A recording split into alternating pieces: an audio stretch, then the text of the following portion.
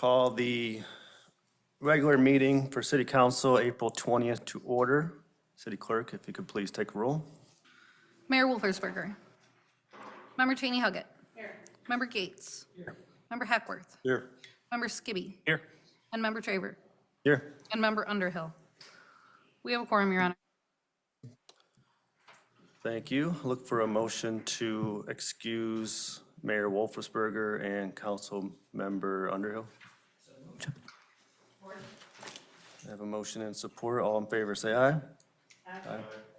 No, same sign. Motion passes.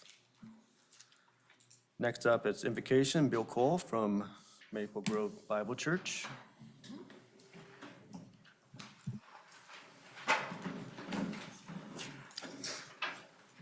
Let's pray.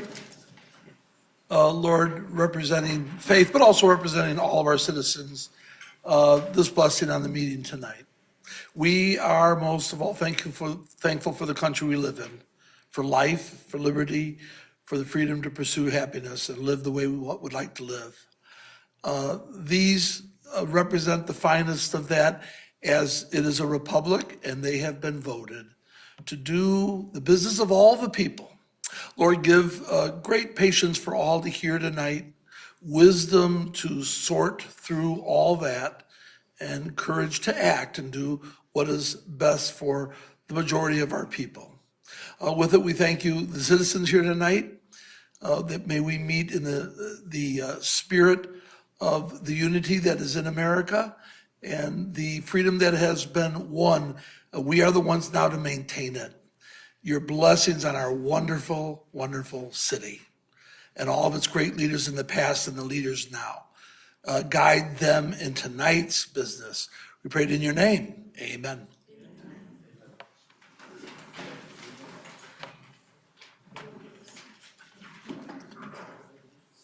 To the United States of America and to the republic for which it stands, one nation, under God, indivisible, with liberty and justice for all. Thank you, Bill.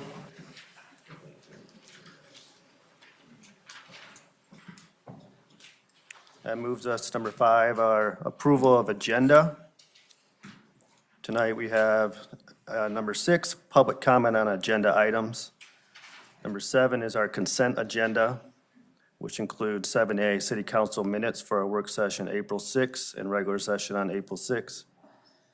Our city bills. And 7C, our contract for a master service agreement with BHMG Engineers, Inc. And 7D, fiscal year 2027 budget, Schedule A, public hearing. Then 8, our presentations and recognitions. 8A tonight is our Child Abuse Prevention Month proclamation. 8B is the National Public Works Week proclamation. Under number 9, we do not have any informational items tonight. Number 10 are public hearings. We have several on the docket. 10A is Ordinance 2026-01, Amendment to 132.01, Threats, Assault, and Battery. 10B, Ordinance 2026-02, Amendment to 131.02, Harassing Communications. 10C, Ordinance 2026-03, Amendment to 134.04, Disorderly Conduct. 10D, Ordinance 2026-04, Amendment to 134.03, Disorderly House. 10E, Ordinance 2026-05, Mobile Food Vendors. No old business tonight. Under 12A, reports and recommendations, we have Resolution 2026-9, Mobile Food Vending Permit Fees. 12B, Purchase Opticon System Vehicle Kits for Emergency Response. No appointments or elections tonight. 14 is public comment on non-agenda items. And then 15 will be manager and council communications, followed by adjournment. I will look for a motion to approve the agenda. I move that we approve tonight's agenda as written. Have a motion? I'll second. Motion and second. All in favor, say aye. Aye. No, same sign. Motion passes. That moves us down to number 6, public comment on agenda items. Persons addressing city council are required to give their name and address for the record when called upon. Members of the public shall be limited to speaking for a maximum of 3 minutes. Comments shall address agenda item topics only. And public hearing items should be addressed during the public hearing portion, item number 10 of tonight's agenda. Non-agenda items shall be addressed during the public comment, non-agenda item number 14 of tonight's agenda. Would anyone like to speak on agenda items this evening? Barry?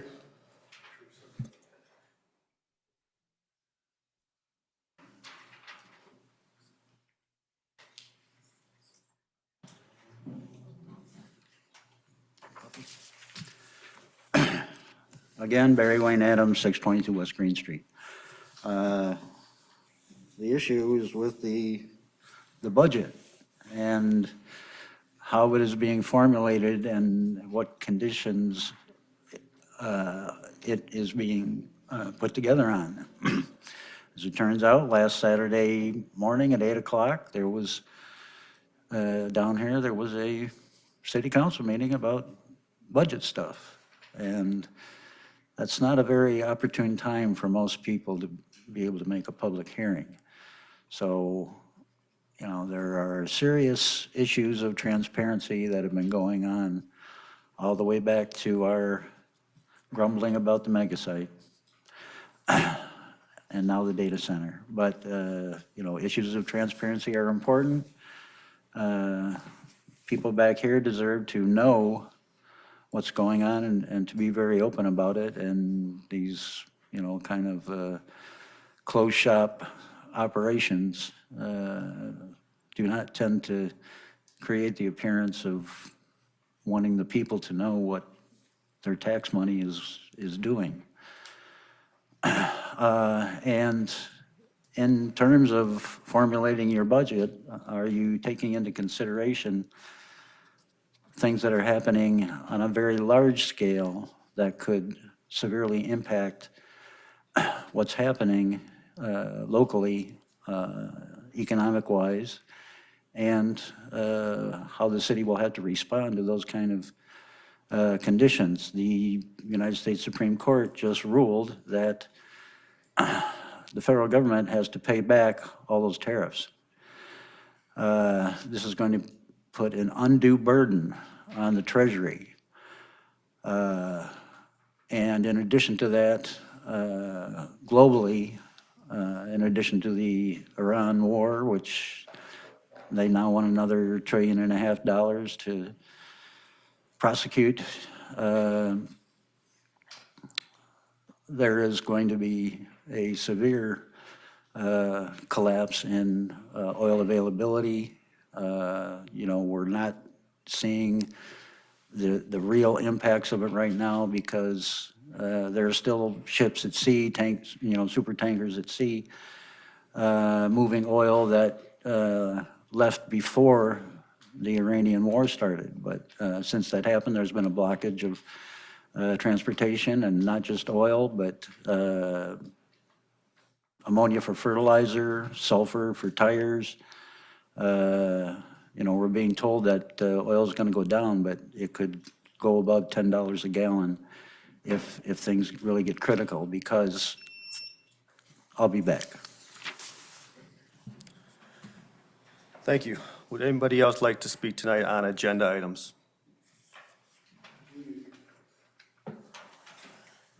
Yes, ma'am. Lynn Slight, 507 Fair Street. Same as Barry, I want to talk about the budget. 8 a.m. on a Saturday is really, really not a time to be having a meeting that the public should be included in. So I'm going on my phone and I'm trying to see if I can get the YouTube video of that meeting And I'm not seeing it. Is it out, is it in here and I'm just not seeing it? Or did you not record that meeting? That meeting was not recorded. That meeting was not recorded. Okay, was the meeting downstairs just now recorded when you were talking about how we're going to no longer have our historic fountain, but have a brand-new and modernized fountain? Thank you. Was that one recorded? This is not a question and answers. Okay, well, I'm going to assume it was not recorded because the 6 o'clock meetings are not recorded. I'm also going to remind you this is historic Marshall, not modernization Marshall. Anyone else on agenda items, please?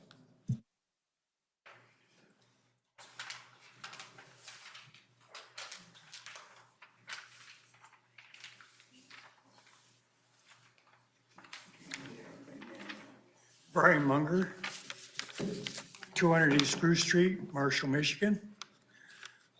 Forgive me if at times I'm incredibly stupid, but one of the things that I wasn't aware of this meeting on Saturday.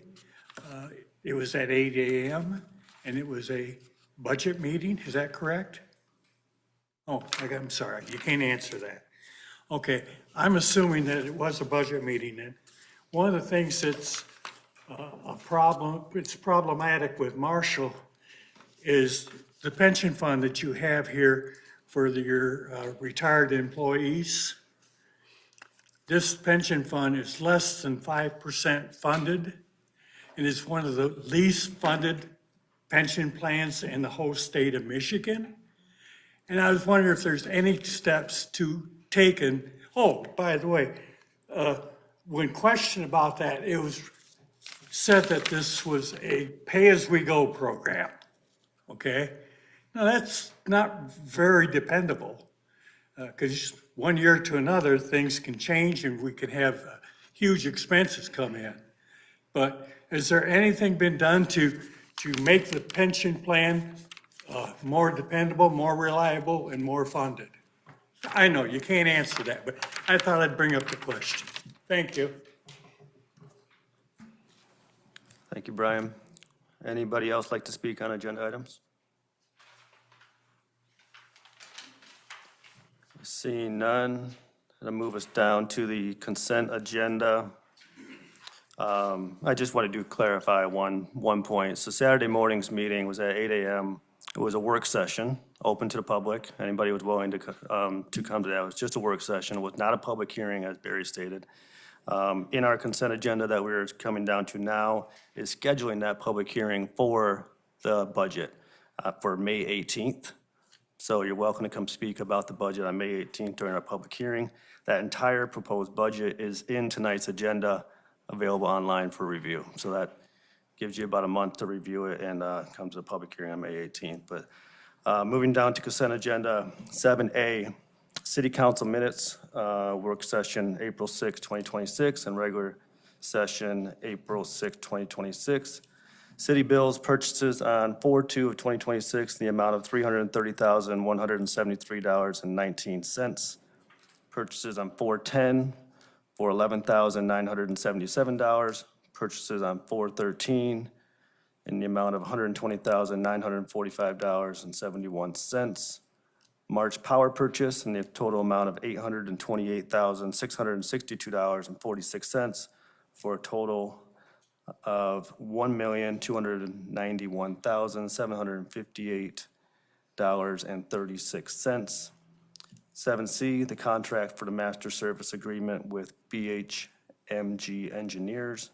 And 7D, the fiscal year 2027 budget, schedule a public hearing for May 18th. I move that we approve the consent agenda as presented. Support?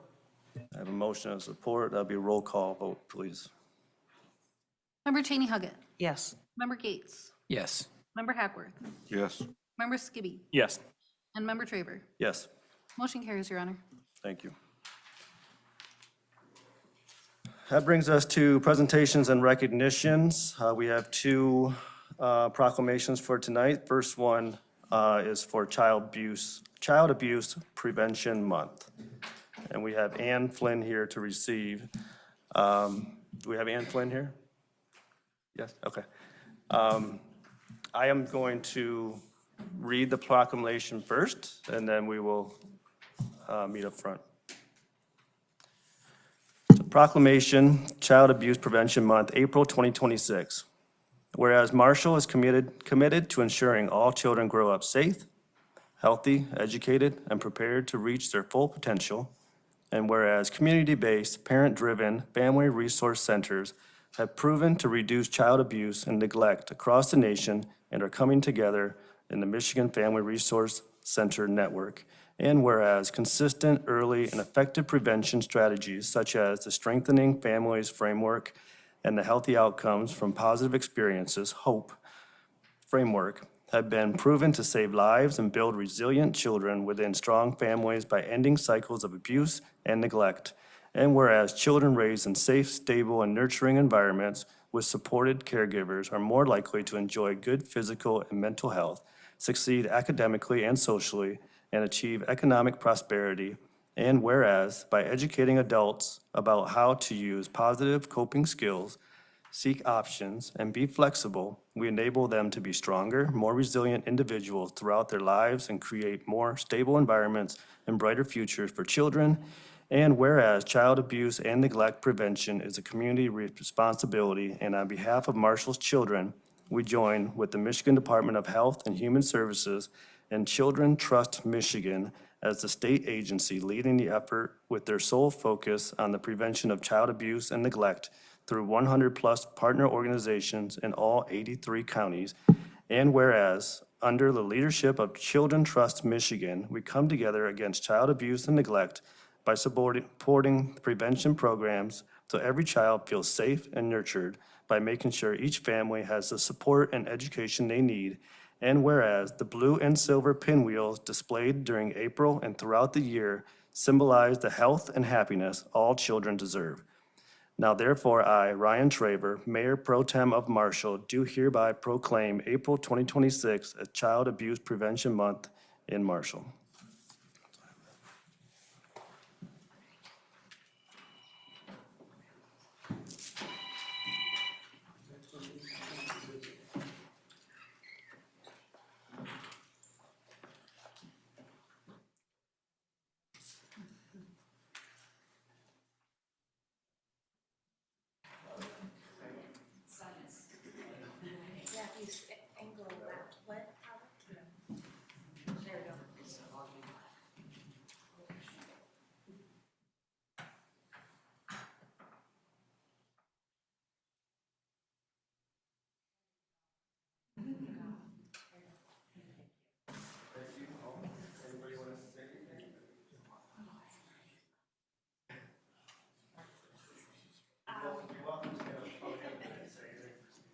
I wasn't expecting to speak, but we're from Sexual Assault Services, which is a comprehensive sexual assault program here in Calhoun County. We, one of our programs, we have the Sexual Assault Abuse Examiner program, we have the Big Advocacy program, but we also have the Child Access Center, as well as our prevention program, and our counseling program. So we provide services across the board free of charge to survivors in Calhoun County. And we're fortunate enough to also have a Child Advocacy Center here in Marshall, as part of our Child Advocacy Center, to make sure that we're reaching out to people in rural communities as well as Marshall. So it's a need for children to forensic interviews and get the help that they need in this community. And honoring April as Child Abuse Prevention Month.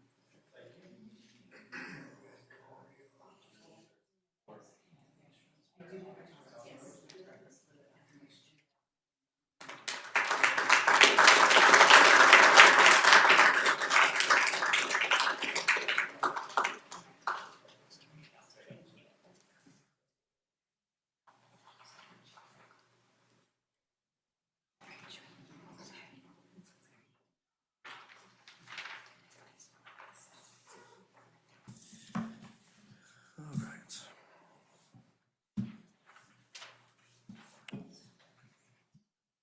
We have Phil here tonight too? Yep, okay. Our next one is for National Public Works Week, and I will read that one off. A little shorter than the first one, but. Proclamation, National Public Works Week, April 20 of 2026. Whereas public works professionals focus on infrastructure, facilities, and services that are of vital importance to sustainable and resilient communities and to the public health, high quality of life, and well-being of the people of Marshall.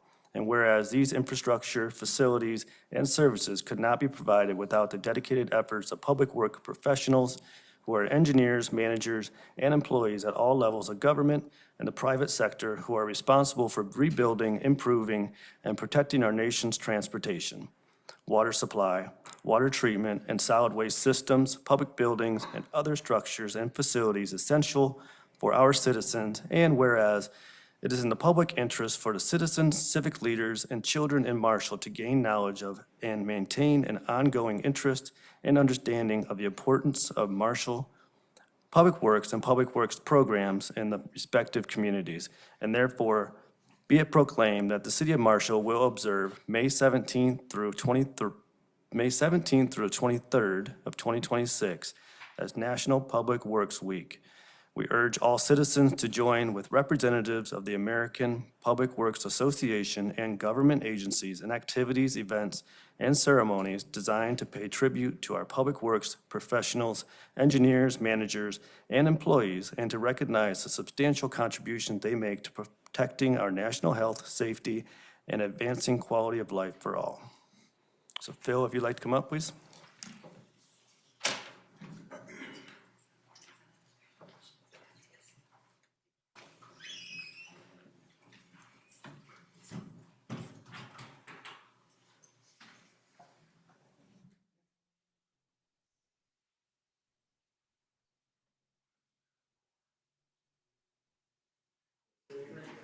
Our open house is May 21st from 3:30 to 5:30 at the Department of Public Works building on Homer Road, right across the road from the cemetery.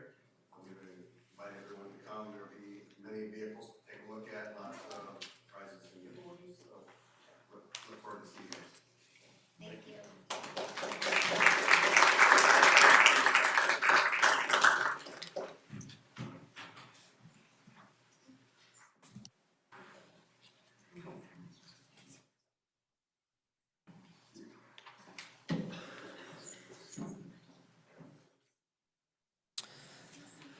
That brings us down to 10 public hearings.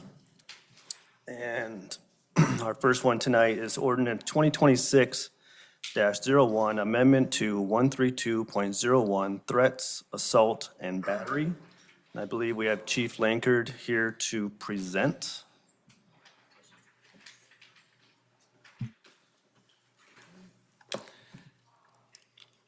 Mayor Pro Tem and fellow council members. We're here again, like I said, introduced last month in March, the updated changes or suggested changes to the amendment to the threats and assault and battery ordinance. We went through that ordinance and, like I said, over the last 6 months, trying to update that. It hadn't been updated since 1983. So we felt there was some needs there to separate out the threats section and the assault section. We also wanted to make sure the language matched the state statute, which included the 93-day misdemeanor penalty. And we presented that to council, and we're here for the public hearing. Thank you, Chief. At this time, we will open the public hearing. And any persons addressing city council are required to give their name and address for the record when called upon. Members of the public shall be limited to speaking for a maximum of 3 minutes per public hearing. So is there anybody tonight who would like to speak about Ordinance 2026-01? Lynn? Okay, I'm Lynn, 507 Fair Street. So I'm just going to read this 132.01. In the B section, it says, menace or threaten another person by words, actions, or both words and actions. A person who violates this section is guilty of a misdemeanor punishable by imprisonment for not more than 90 days or a fine of $500 or both. So I'm just really, really confused because I thought we had free speech. But if I used a word like, I am so mad, is that going to put me in jail? If I use a word like, damn it, is that going to put me in jail? If I do this, Is that gonna put me in jail? I think that we need to clarify this because I frankly don't want to go to jail, but I do have the freedom of speech. I can say something like, damn it, or I could say anything I damn well please. And you really don't have any right to put me in jail. Thank you. Anybody else wanting to speak? Barry?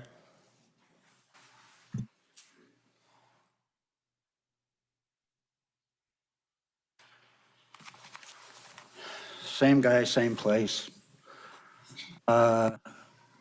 There's a problem with making these sorts of updates when the input is from members of either a different branch than the legislative or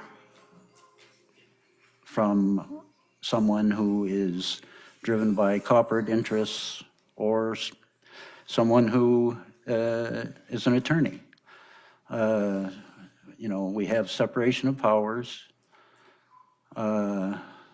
The executive branch, which the police belong to, cannot function as a legislative body or exert undue influence in legislative process. Same thing with the judiciary. You know, one of the fundamental bulwarks of preservation of constitutional rights is the separation of powers. And when we have the police deciding what now is now more intolerable than what wasn't a few months ago, that's going down a path that we don't want to go down. That's moving towards the type of government that the founding fathers wanted us to avoid. You know, the Declaration of Independence is nothing more than a bill of complaint, but it enumerates the excesses of tyrannical government that, if you read through them today, you're finding that a lot of them are in operation here and now. So, you know, Article 11, Section 1, Michigan Constitution, MCL 15.151, your primary allegiance is to the Constitution, meaning always acting to preserve our rights. You know, there's no question that, you know, real assault, real battery, you know, menacing, that kind of thing, should not be appropriate. But when it gets to the, you know, frail responses of the recipient of a harsh comment, and if that becomes criminal, then we don't have the America we're supposed to have. Thank you. Thank you. Anybody else wishing to speak on 10A? Yes, ma'am. I guess. Laura Valentine, 509 North Drive East. My question is, we just have a 3-point agenda. We don't have the verbiage of this annoyance ordinance. None of us have copies of the verbiage of the annoyance ordinance. And so if we ask a question about what is the definition of disorderly conduct, and how are we passing it without knowing what the definition in your language, how can we dispute what you're passing if we don't know the language that is in the document? We are not blind, bobble-headed citizens. We are educated. And if there's an annoyance for disorderly conduct, why is there not an annoyance for the loud, heavy equipment that rattles the original glass of many of our historic storefronts downtown? Why are vehicles allowed to go shotgunning down Main Street over and over, making it impossible to shop our downtown area without getting tickets? When I was 17 and we had our radio too loud, we'd get a ticket. But it's impossible to answer a question on a phone inside of a storefront downtown when those people are allowed to shotgun down this Main Street over and over without a ticket. Today I saw a very heavy piece of equipment that was at least 45, 50 miles an hour through Main Street with a boom on his truck. It was very large. And I wondered, what in the heck? This is not my downtown, Marshall. We are Marshall. We don't do that here. When is that going to be an annoyance?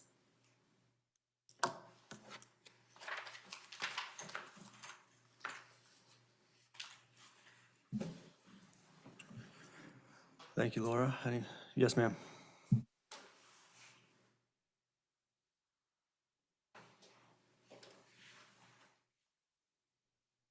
Rebecca Sebring, Marshall. So, yeah, some people are naturally annoying. I myself seem to annoy people. So you're telling me when I come up here and say, no, I don't dig what you're doing, or sure, it sounds good.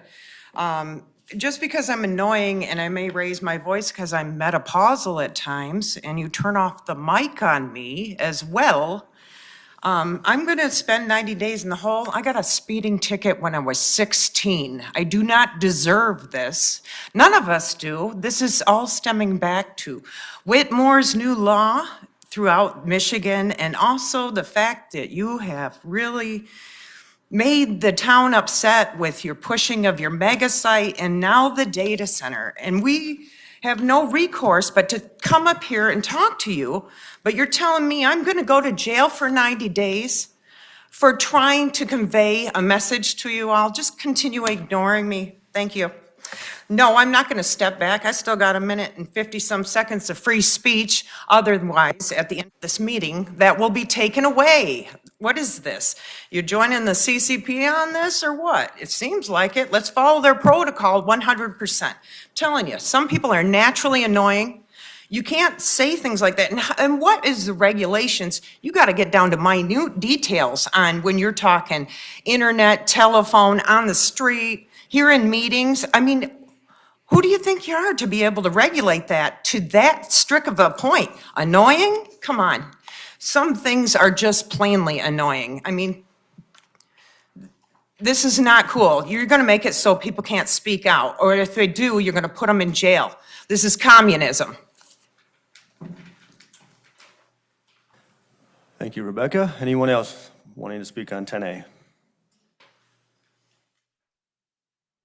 Seeing none, I will close the public hearing and open it up to council for communication questions for Chief Lankard. Chief Lankard, I would ask if you could clarify a little bit on B. Yeah, I'll be a little more detailed. I know that some people weren't here. I was kind of briefly went over it because it was introduced last meeting, but specifically this ordinance actually was very broad. It basically, it used to say, it shall be unlawful for any person to do any of the following: menace, threaten, or assault, or to unlawfully touch, shove, jostle, or batter another person. That was basically it. We've changed that, obviously, and updated that to be more consistent with the state statute.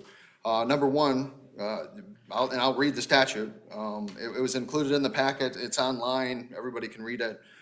It's been there now twice because we introduced it the first time and now for the public hearing. Assault and batter. Threats to assault and battery. A, assault or assault and batter another person A person who violates this section is guilty of a misdemeanor punishable by imprisonment of 93 days or more with $500 fine. That matches the state statute. B, menace or threaten another person by words, actions, or both words and actions. A person who violates this section is guilty of a misdemeanor punishable by imprisonment for not more than 90 days or $500 fine. That menace or threaten, obviously threatening somebody else and them taking that as a threat this allows us to take action on that, right? And same thing with assault. Menace is in the state statutes, not specifically in the threatening statutes, but it's used throughout and is understood to be, if you're menacing to another person, it's that individual or another person. So it wouldn't be, it's not a broad disorderly, we're not talking about disorderly under this statute, we're talking about assault or threats to another person. Hopefully hopefully that explains the statute that we're looking at here.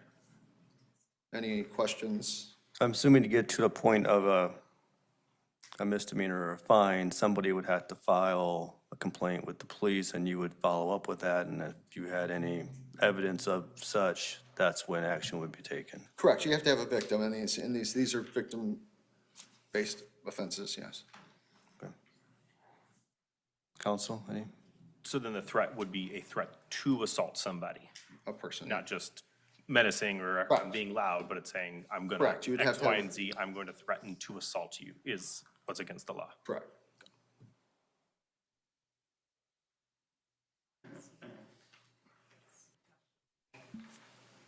One more question, and this verbiage, it mimics the state ordinance, correct? Or Yeah, on the assault section, menace is not used specifically in the threat section of the state statute, but it's used throughout the other statutes throughout the state to have a meaning of menacing a person, menacing to another person. And to be crystal clear, in the previous version, you also were not allowed to threaten people. So in a sense, it's not a change in the sense that you couldn't threaten people before and you still cannot lawfully threaten people. Right, previously everything was a 90-day misdemeanor, although we adopted the state statute of the 93-day misdemeanor, everything was a 90-day misdemeanor. So this just kind of separates the two out. We used to just have threatening and assaultive, right, all combined. So we kind of separated those out so it'd be more understandable. So one of the threats is a 90-day misdemeanor, and the assault matches the state statute, which is a 93. And all of this is on the online packet on City of Marshall, and verbiage and everything is listed because I'm on it right now. So thank you for putting that on there. Appreciate it.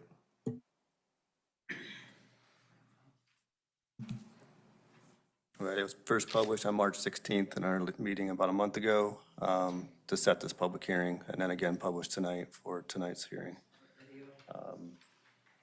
Just simply too much to have an entire packet printed in the back, which is why we have online copies. Anyone willing to make a motion? I move that we enact ordinance 2026-1, an amendment to 132.01, threats, assault, and battery. Direct the city clerk to publish the ordinance in full. I have a motion. I'll seek a second. Support. Motion and support. If I could have roll call, please. Member Gates. Yes. Member Hackworth. Yes. Member Skibby. Yes. Member Traver. Yes. And Member Cheney Huggett. Yes. Motion carries, Your Honor. Thank you. That moves us to 10B, Ordinance 2026-02, Amendment to 131.02, Harassing Communications. Again, we'll have Chief Lankard present.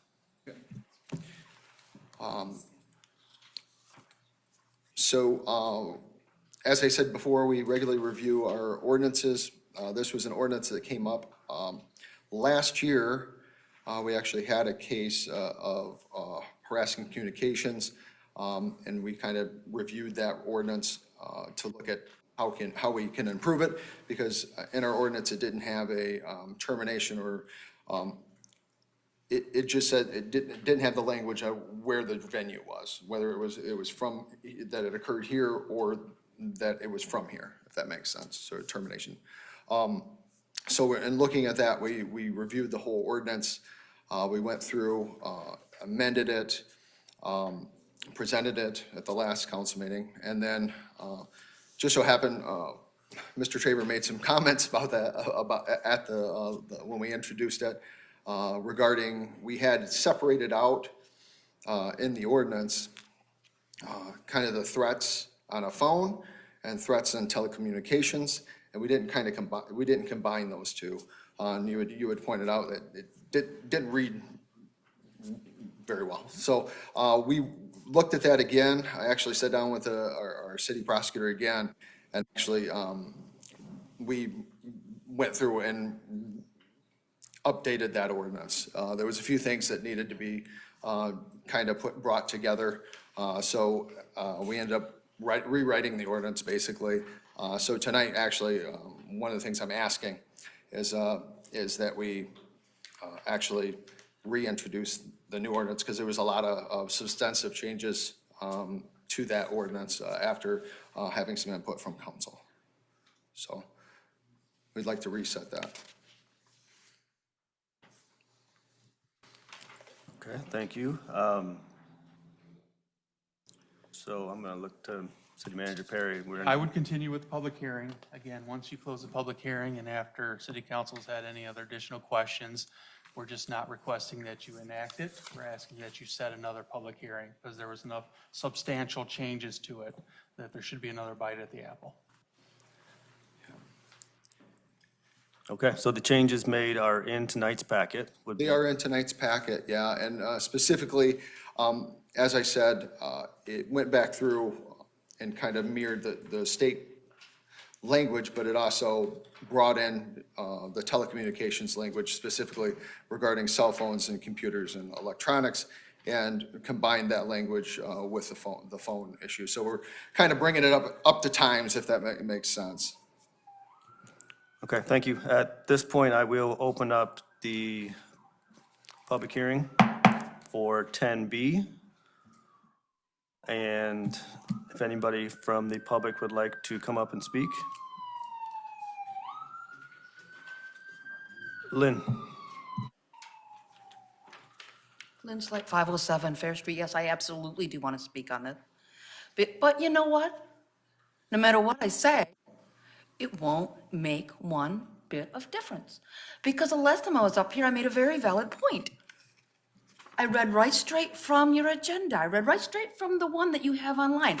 And it's worded that our words are going to be measured. We will not have free speech. But when Chief Lankard reads it, all of you bobbleheads say, oh, now that makes sense. He read the exact same thing I read, guys. So no matter what I say about this next one, pooh, it makes no difference. And you know what? I wouldn't be up here doing this and saying this if this wasn't happening over and over and over and over and over and over and over. How long will it take before you understand? You get a spine. Get a spine. Stop bobbleheading something just because Officer Lankard says it. He said the exact same thing. Think for yourself, please. Think for yourself. You just passed something that means I can't say what I need to say. And neither can any of these people here. Our freedom of speech just got squished like a little bug. Because y'all bobbleheads and said, oh, yeah, I'll go along with that. I'll go along with that.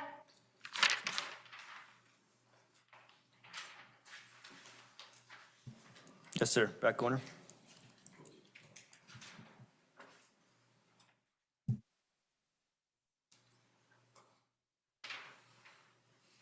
Are you guys? Mike Holcomb, 406 High Street, Marshall.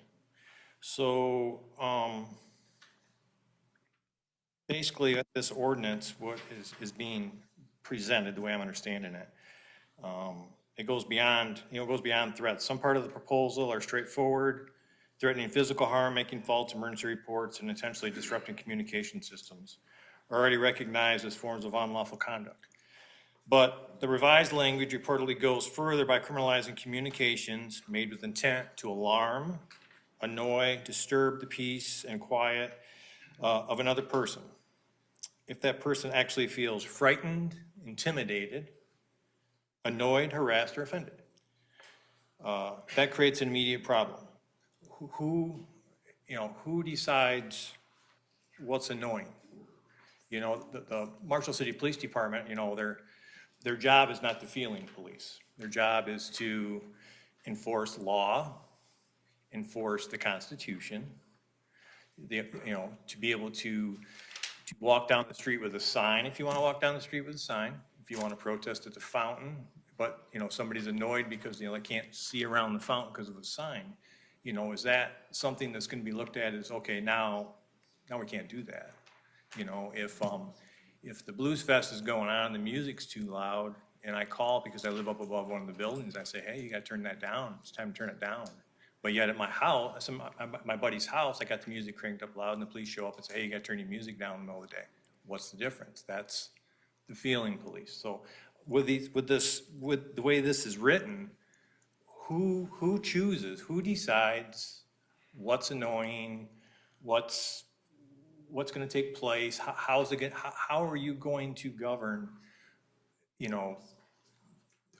What one officer feels is, over the top, and another officer says, "Oh, it's no big deal." So how are you going to figure that out and be able to present that to your police department to say, "Hey, this is the line. If they cross this line, then there we go." But no law, no ordinance, it should be determined by a feeling. So if it's not spelled out, it needs to be spelled out so that we can understand it.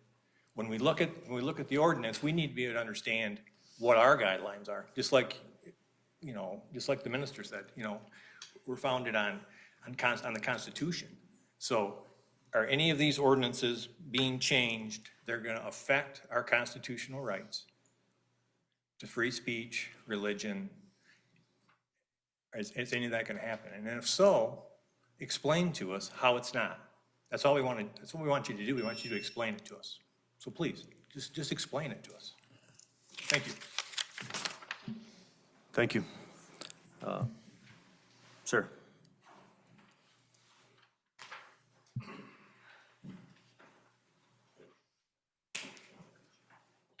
Wayne Campo, 203 Chauncey Court. So, annoying. I received a telemarketer call. I received political calls. They're all annoying. I don't want them. Is there anything that's going to be done about that? Probably not. I digress. Barry.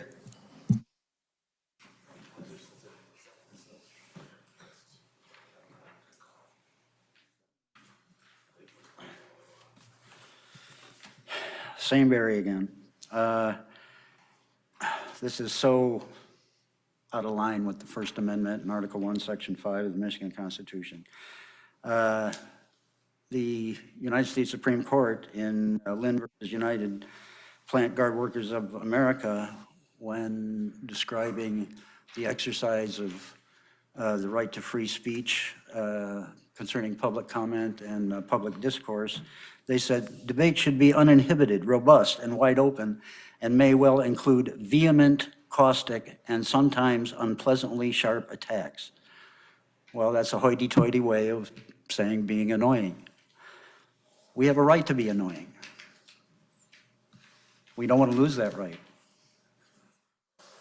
Article 1, Section 5 of the Michigan Constitution. No law shall be enacted to restrain or abridge the liberty of speech or of the press. Miranda versus Arizona. Where rights secured by the Constitution are involved, there can be no rulemaking or legislation which would abrogate them.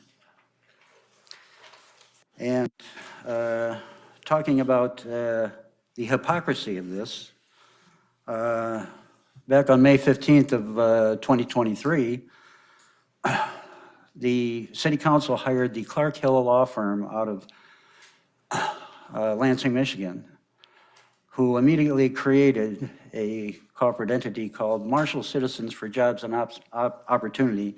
And on May 20th, this flyer was sent around in the mail.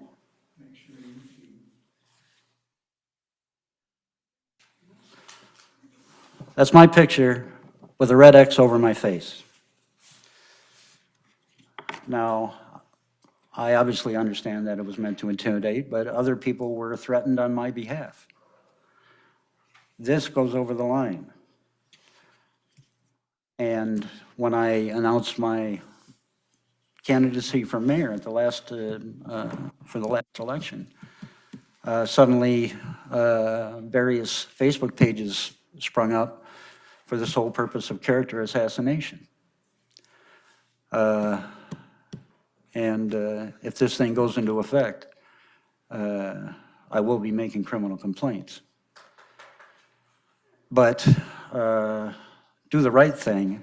Don't step over the line. Remember Marbury versus Madison, any law that's in violation of the Constitution is null and void. It's Briggs versus Campbell, Wyatt, and Campbell, Cannon, Wyatt, and Campbell Foundry Company. A constitutional law has no force in effect from its inception.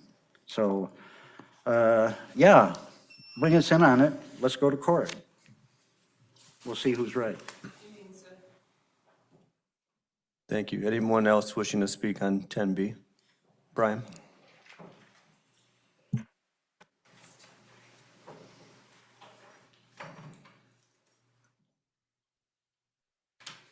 It's, oh boy, that light is terrible.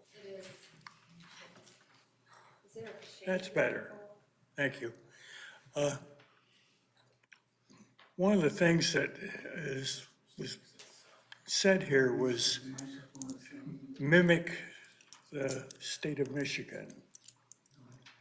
Okay? And that's what this is. You're being given walking orders and told what to do, what to enforce, and what to penalize. And you're going to follow their guidance. And this is a statewide opportunity for everybody to join in with the state on their plans to have any disobedience or discourse that is not to their liking to be declared illegal. What a total violation of our public right to speak. It is totally aghast. And if you follow along with that, you are nothing more than puppets who do not have the ability to speak or act individually. And I'm sorry, but I feel that that's what the case is that you guys are taking the walking orders, you're going to present it, you're going to approve it, and the public is going to suffer. Thank you. Thank you, Brian. Anyone else wishing to speak on 10B? Seeing none, close the public hearing for 10B. Any council communications?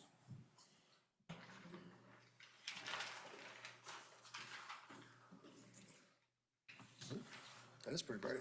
Go ahead, Chief. Sorry, there are not any shades up here. I would have pulled them a while ago. We're good. Two questions. One, I think as a number of people brought up, just the word annoying.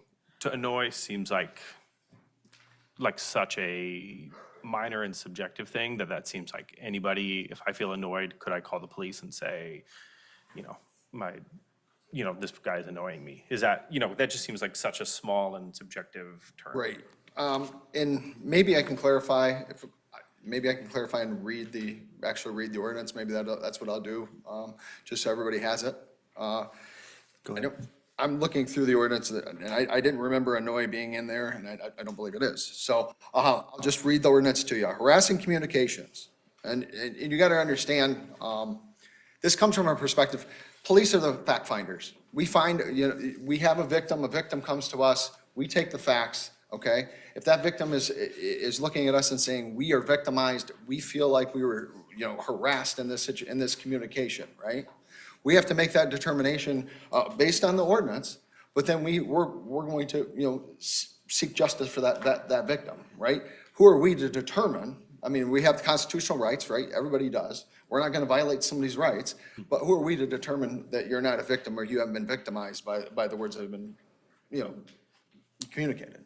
So I will try to explain that the best I can. So the ordinance says harassing communications, it shall be unlawful for a person to communicate with another person anonymously or otherwise by telephone, cell phone, computer, telegraph, mail, or any other form of written or electronic communications with the intent to terrorize, threaten, intimidate, frighten, harass, molest, or annoy any other person. So annoy is in there in that context. Or to disturb the peace and quiet of another person that actually causes the other person to feel terrorized. They have to feel terrorized, threatened, intimidated, frightened, harassed, molested, annoyed, or which disturbs the other person's peace and quiet by any of the following: threatening physical harm or damage to any person or property, falsifying and deliberately reporting that another person has been injured,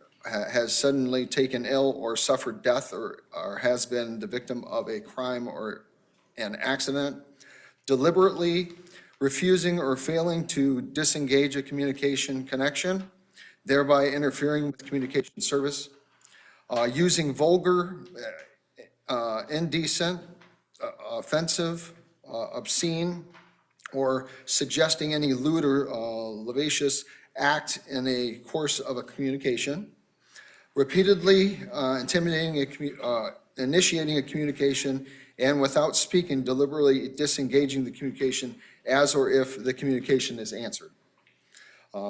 Basically, continuing to call.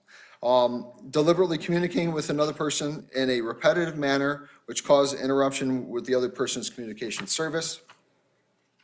And then B, the offense is committed under this section if the communication either originates or terminates from the city of Marshall, may be prosecuted or placed under the origination or termination. That is the gist of the ordinance. I see your point about annoying, but it's within that context. And no. So annoying wouldn't fall under the right of free speech to protest at the fountain. Annoying wouldn't fall under the right to protest and to have free speech online. Annoying wouldn't be to stand up for your religious beliefs, and you might offend someone by your religious beliefs or your political beliefs, but that wouldn't be considered annoying according to this. No. The way this reads, as I said, annoyed is in the context of intimidated, threatened, harassed, molested, annoyed, or which disturbs the person, right?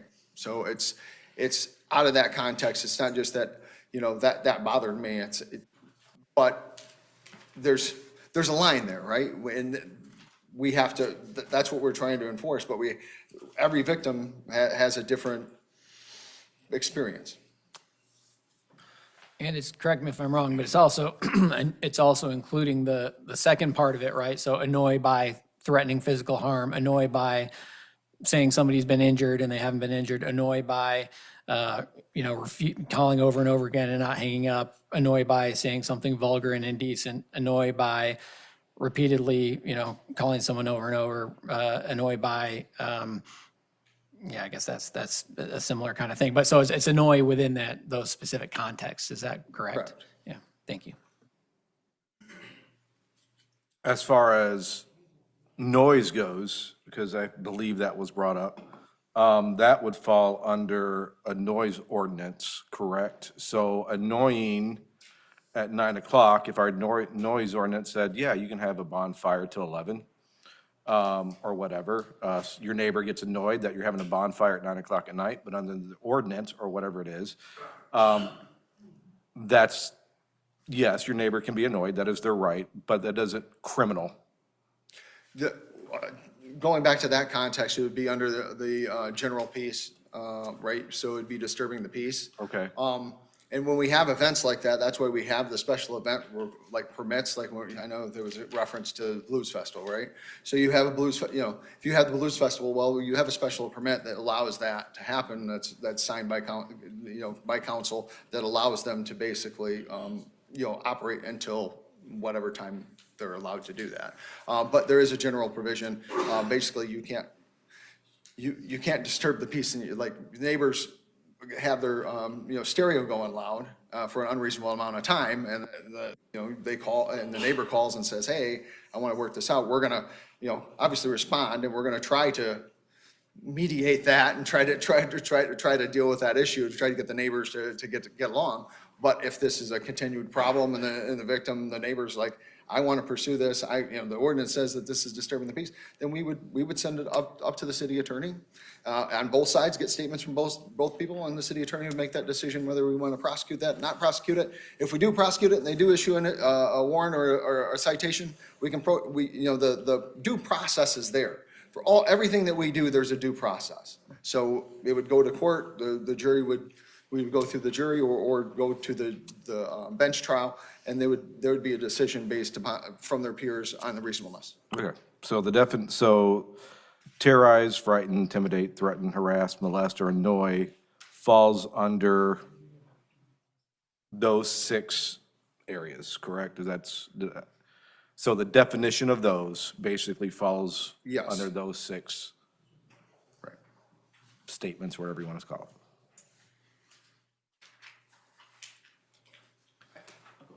Yeah, I was gonna say, my last point, and I agree with everything as it is written. Terrorizing, frightening, intimidating, harassing, threatening are things people shouldn't be doing. There should be laws against. I would just like to see it without something like a word annoy, because it is just so general and such a, Understandable. but there is a catch-all in to disturb the peace, that if someone legitimately feels like their rights are being violated by someone else, then they have that. I just don't love the word annoy. I'd like to see that taken out, and then leave the catch-all of disturbing the peace and quiet of another person as the open end. I just want to make sure that we are on the same page as far as we are not trying to squash free speech, because I'm one who really enjoys free speech. So I just want to make sure, and I want to give some peace to this room, that is not the intent. That you can, you might not agree with me, but you can go out and protest and disagree with me all you want. You can say what you want about me on Facebook. As long as you're not threatening me or my children, I'm okay with that. And so I just want to make sure that we are looking at this, because people there is a fear over the last few years of free speech being taken. I understand that fear. So I just want to make sure that we are on the same page here, and what we are writing here is not about taking away free speech, but I like what Councilman Skibby said. I think maybe removing that word or putting something in that has some more defined parameters would be a good way to go with that. Yeah, annoying is too broad. Yeah, so I agree with those comments, and just the one thing I would say overall is that I think, as much as we all do appreciate free speech, I think even those of us who most ardently would support free speech would want the police to have something in their toolbox if your spouse was being harassed in this way, if your child was being harassed in this way, if your elderly parent was being harassed by somebody in this way. You would not want to call the police and have them say, oh gosh, we don't have any way to respond. We want this tool in the toolbox. And I think if we're honest with ourselves, we would all agree this needs to be a tool in the toolbox for the police force. Okay. Appreciate it. Any other comments? I would agree with the sentiment to remove the word annoy. I feel like that would solve a lot of these questions and concerns about this ordinance. At this time, I'll seek a motion from somebody on council.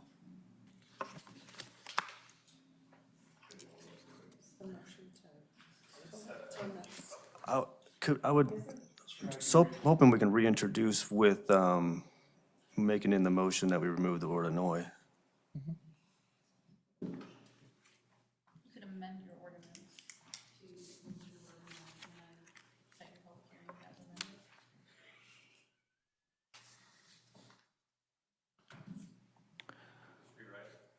Yeah, so can I just say, I move that we introduce a revised ordinance 2026-02 amendment to 131-02 harassing communications with the change that we remove the words "or annoy" in section B. And we publish a summary in the local newspaper and set a public hearing for Monday, May 18th, 2026 at 7 p.m.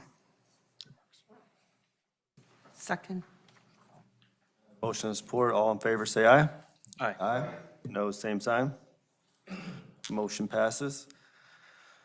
That moves us to 10C, ordinance 2026-03, amendment to 134.04, disorderly conduct. And once again, Chief Lankard will present.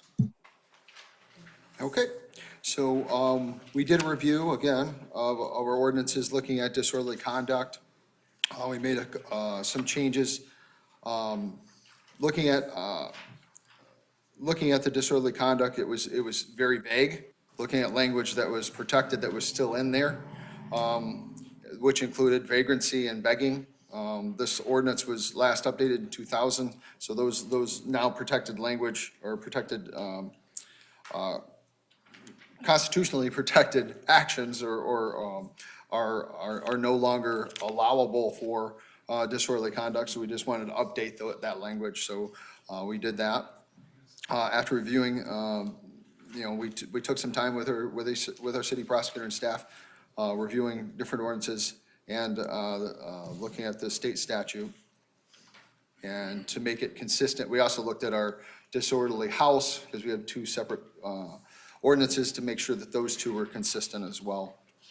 I will read that ordinance just so we can make sure that we get all laid out here. One thing that I did find when we went back through the last meeting when we introduced this, it made us look at things a little closer to make sure if there was any errors in the last ordinances that we introduced, and there was 2 typos, and we did update those in the new, or I guess the updated ordinance. The only typos were we added section 134.04, which was not added to the preamble, the first introduction. And then in the title and purpose section, there was a "the" missing before purpose. So we did update that in the preamble section. Chapter 134, offenses against public peace and safety. This is the disorderly conduct. I will read the ordinance, proposed ordinance. No person shall resort to any house, building, street, or any place within the city or for the purpose of making any noise or disorderly conduct, nor shall any person make any house, building, street, place or of business or any other place or in any assemblage of people, any loud, noisy, or disorderly conduct or disturbance. B, disorderly conduct shall include, but not be limited to, prostitution, window peeping, engaging in illegal occupation or business, being intoxicated in public place and either directly endangering the safety of another person or property, refusing detoxification or acting in a manner that causes a public disturbance, engaging in indecent or obscene conduct in a public place, knowingly occupying or operating a place of prostitution, gambling, the illegal sale or use of intoxicating liquor is permitted or conducted where any occupation or illegal occupation or business is being conducted, or jostling or roughly crowding people unnecessarily in a public place. I know that's a lot to throw at you. When we sit down and try to think through these situations, it's like, okay, how do we encompass a lot of things in a paragraph, right? And make that consistent with others, with our other ordinances and with the state statutes and you know, all those things in mind. So, this really just, like I said, we wanted to remove and update the language to make sure that it was more valid. Thank you, Chief. At this time, we will open up the public hearing. Same rules as before. Anybody wishing to speak about 10C? Rich? Hope I'm in the right spot here. My name is Rick Huggett. I'm 831 Stewart Lake, Orchard Drive. Noise ordinances. I'm worried about this 1 gigawatt power plant that is gonna run probably the equivalent of 4 or 5 jet engines 24/7, right straight across the lake from me. Has anybody been on a lake at night, on a nice summer night, when you can hear somebody talking all the way across the lake? So you think this is gonna annoy me, a jet engine running right straight across the lake from me? Do you think that'll be an annoying situation for me? They also, according to the conservative website or conversion website, .com, this power plant will burn 3,412,141.6 cubic feet of natural gas to produce 1 gigawatt of power per hour. I'm not sure what you're commenting on falls under. This is annoyance. Disorderly conduct. Was that? Is that not what he was just talking about, was an annoying? The annoyance, we had that conversation about 10B. Oh, sorry. we Well, moved that's what on. I said. I was hoping I was up here for the right thing. I'll I let had to use the I'll let you bathroom. continue that thought, and we could keep that in mind for the next public hearing for that one. If you want to continue that thought and finish it, that's fine. Thank you. Thank you very much. But what I'm saying is, this thing is gonna be burning natural gas. I just said 3,412,141.6 cubic feet per hour per gigawatt. This plant is a 1.5 gigawatt. The plant's a 1 gigawatt. The demand from the data center, according to Altieri, is 1.5. That's 500 megawatts more than this plant can produce. So it's gonna run 24/7. The particulates, the gas, burning natural gas produces carbon monoxide, carbon dioxide, nitrous oxide, sulfur dioxide, volatile organic compounds, and particulate matter, which will come from the southwest prevailing wind right straight across Stewart Lake to my house. So I've got eye irritation, I've got asthma problems, I've got everything. Power plants have scrubbers in their stacks that are supposed to take out the nitrous oxide and the carbon dioxide. There are instrumentation that are supposed to take care of that. Oh, man. The Environmental Protection Agency comes around once a year and checks. Usually they're out of calibration, those instruments are, because they're in the stack. They're high temperature, extreme temperatures, there's vibration, there's particulate matter. So instead of those being in compliance, they're gonna be out of compliance, and there are gonna be particulates and pollution in our schoolyards, our backyards, our lakes, our Thank you, Mr. Huggett. waterways. Anybody else wishing to speak during the public hearing on ordinance 2026-03, amendment to 134.04, disorderly conduct? Lynn?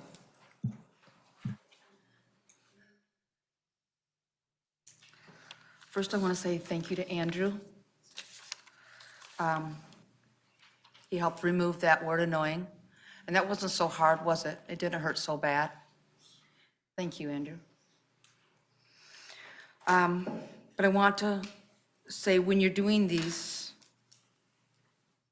you have to really watch the wording. Sometimes they squeeze in little things. It's a little tricky. The words like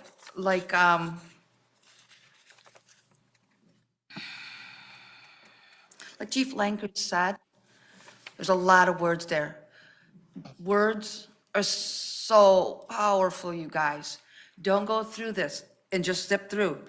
The section 132.2, I know I'm not supposed to speak on it, but I'm gonna say that number 4 in there, it's squeezed in there like a little sandwich. And that number 4 there is the one that's real, you can really get caught up on it, using vulgar, indecent, obscene, offensive language, or suggesting, I mean, very, very careful. When you go through this, I would suggest you very carefully use the words. And honestly, the first one, 132.01, you passed that so fast, and that one, Can you please keep the topic on this I public really hearing? can't. I really can't, because you guys passed it, but you can unpass that. You can undo. It's okay to say, look, we made a mistake and we should relook at that one and redo those words in B. I just needed to say that, because you can undo things.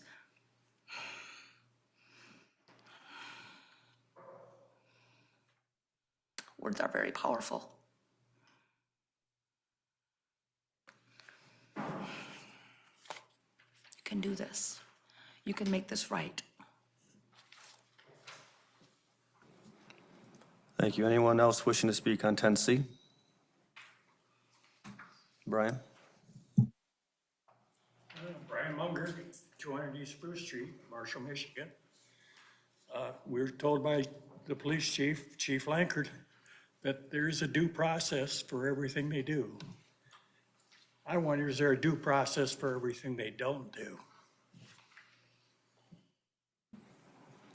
Anyone else on 10C?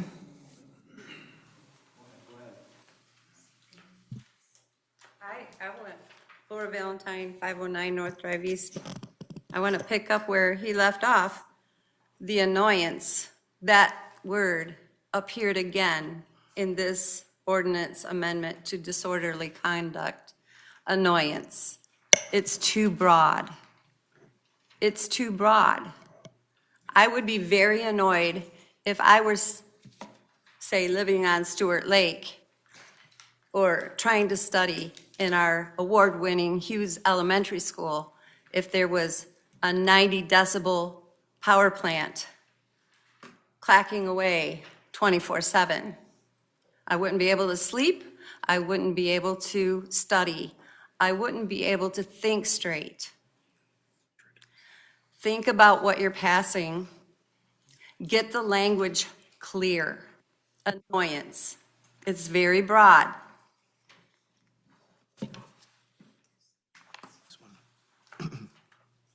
Thank you, Laura. Barry?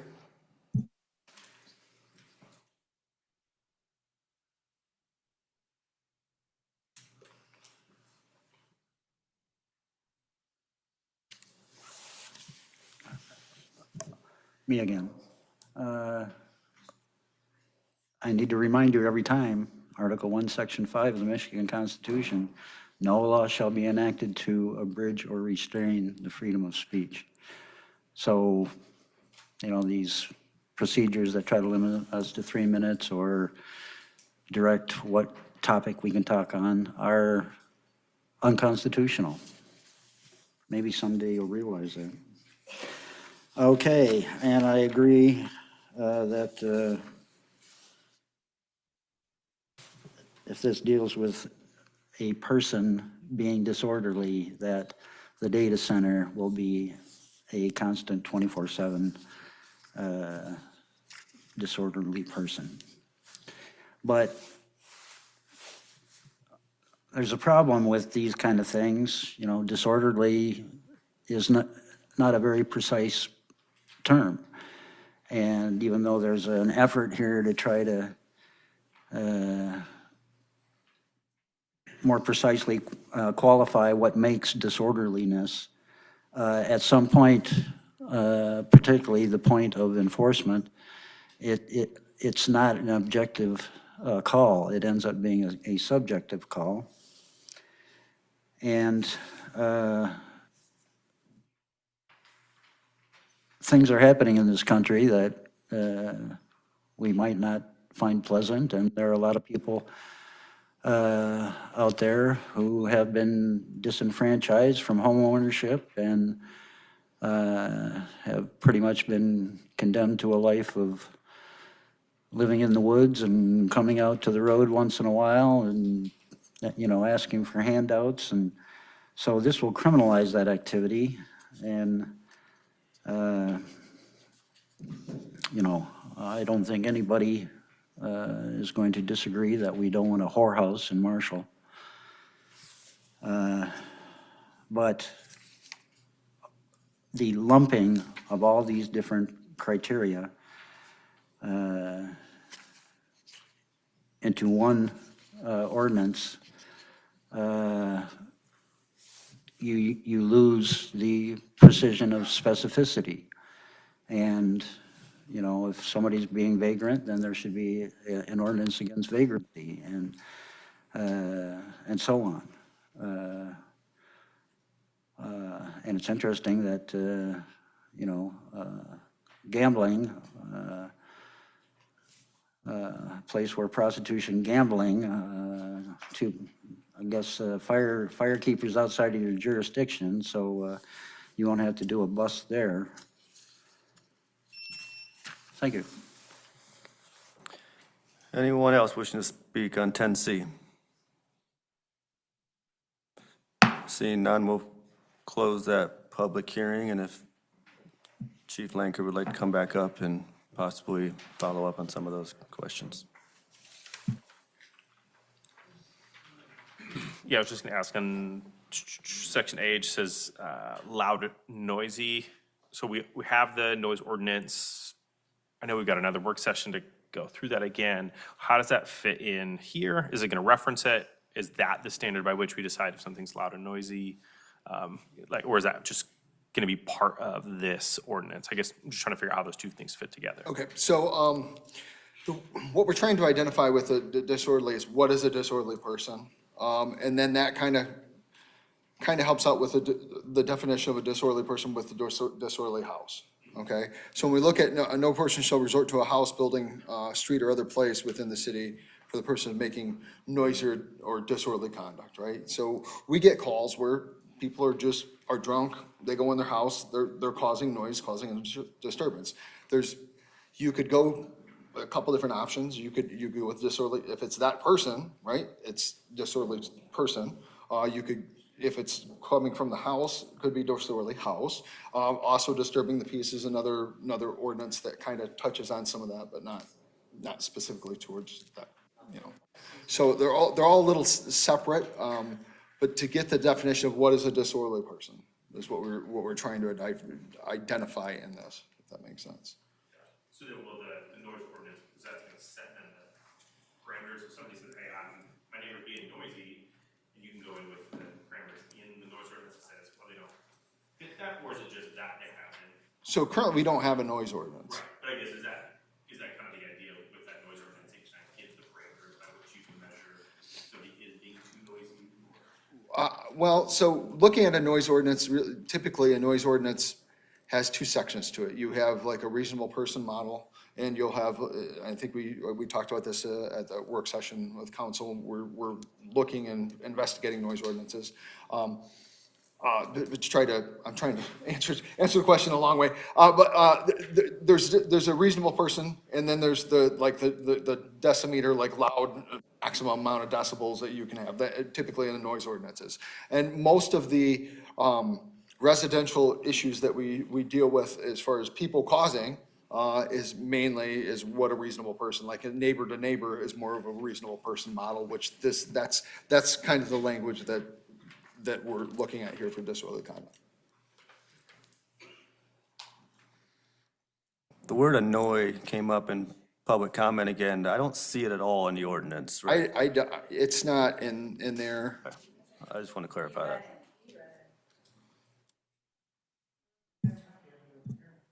So looking through the ordinance, I don't see it, but, It might be, I said any noisy. Yeah. So I maybe that might have been I don't see it. misheard or. noisy or disorderly conduct. Once again, kind of going back to what Councilman Skibby was saying, is, I think I am just looking for, I think I'm looking for some, I don't know if peace is the right word, I'm looking for just something that says that, you know what, if I have some people over, we're playing some music, and my neighbor gets upset that, you know, I've got a beautiful hi-fi system in the garage, about 400 records, I like to play some Dylan. My neighbor might not like Dylan. And I want to make sure that we're not talking about, like, I just have a neighbor who's having a bad day, doesn't want the noise, calls and say, hey, they're having a little get-together, the noise is, the music is too loud, you know, can you take care of that? And so that's why I'm kind of going back with Skibby on this one, because, you know, what constitutes, you know, you showing up, what constitutes, you know, a noise ordinance, what constitutes noisy or disorderly, you know, I guess if I got belligerent, then that would fall under disorderly conduct. That's what I'm just trying to find, I'm just trying to lower some anxiety about what this looks like. Right. In a manner that causes, really, it's in a manner that causes a public disturbance, right? So, and each of those is different, right? And that's what we have to weigh. We have to weigh that as when we're enforcing things, right? Is it reasonable? Is that noise reasonable? Is it not reasonable? If the neighbor says, yeah, this is bothering me, and we say, well, you know, none of the other neighbors have called, you're the only neighbor that has this, we'll take your complaint. And a lot of those situations, you know, can we, if we observe something that appears to be a disturbance, or the person's being disorderly, we can write the ticket, we can take enforcement action. And so those situations where it's like, well, the neighbor thinks they're disorderly, we don't think they're disorderly, or they're disturbing the peace, then those are the situations where, like, okay, we're gonna take both your statements, we'll send it to the city attorney, and we'll go through that process to get another set of reasonable eyes on what occurred. So I guess to answer your question, I mean, we have to, there has to be something written, right? There has to be a disturbance, and what's a disturbance to one person might not be a disturbance to somebody else. This is the thing, these are the issues that we deal with. And that's what we're trying to define, is the best we can, is what is a disturbance, right? So, we trying to define that the best we can in this ordinance. Any loud or noisy disorderly conduct or disturbance. I had just two comments. Number one, I want to applaud the fact that we're taking vagrancy out of there. I appreciate that we're not, you know, can't criminalize unhoused people just for existing, so I'm glad that's not in there anymore. The other thing I would say, just as something for us to think about or examine, is we do have prostitution listed in here. And obviously, if someone's engaging in prostitution in public, they're probably the one that is in public, behaving in a disorderly way. But I'm aware that sometimes these people are being trafficked or being compelled to engage in prostitution. So I just want to make sure that elsewhere we have a mechanism to where we're not just criminalizing the person engaging in prostitution if they're being compelled to do it, that we also have a mechanism in place to look at the whole situation. So I don't know, I don't want to put you on the spot to, you know, mentally go through our whole Rolodex of ordinances and think about if we have that, but I just think it's something for us to think about. Well, I think there's 3 officers left that still haven't been through the CIT training, crisis intervention training, talked about mental health. A lot of that also has to do with community resources. So when we have, I mean, and we just had Amber at our department with a training last month. So, I mean, we try to train our officers so that they're aware, like, and that there's other resources. We're looking at the big picture. We're not looking at trying to, you know, sometimes we have to do an immediate fix of situations, but we're looking at the big picture to try to solve problems, right? And we understand the dynamics of human trafficking, and our guys have been trained in that. Our guys and gals, men and women in the force have been trained in that. Those are things that we're looking for, and it's the bigger picture things, like mental health, like our CIT. Everybody's been trained in CIT. Like a lot of times, what you're going to find in disorderly conduct. I mean, speaking truthfully here, disorderly conduct, typically, you're going to have 3 things. It's either somebody that's intoxicated, somebody that's going through a mental crisis, or a neighbor dispute between 2 neighbors. We decipher that, right? right? We go to the scene, we decipher that, we figure out what the best course of action is. That's what we do. We take the facts down, we find out investigate that, and take the correct, course of action.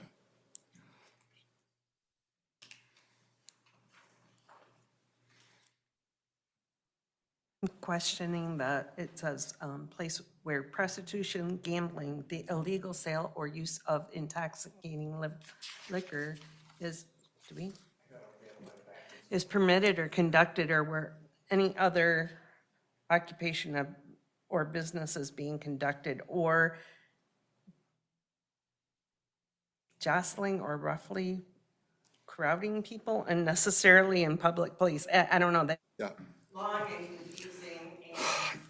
Yeah, and I could break each one of those down. I mean, Yeah, I just think that it is long, or it is confusing. Yeah. When you're reading it, even when it's not crossed out, I think it's confusing, and I don't know about you could call it a crowd, do we have gambling? I mean, like someone said, we do have, the casino down the road. I know of, is a raffle a gamble? Is that gambling? Is that, if you're buying a ticket to possibly win $1,000, is that gambling? I don't know. Yeah. What is? Gambling is, that? yeah, typically what we're looking at in gambling is like illegal gambling houses where people have like, they're doing gambling, or they're running numbers. There's many things that you find in different communities, like, that are illegal. We have a casino, so I'm guessing we're not gonna find a lot of illegal gambling here, because we have. Again, gambling's regulated by the state of Michigan. They determine what's legal gambling and what's illegal gambling. Yeah. And Well, I know I always get my raffle licenses and things like that, so I mean. But, I just wondered, it is kind of a broad term. Yeah. Used here. I mean, for the churches selling raffles, right?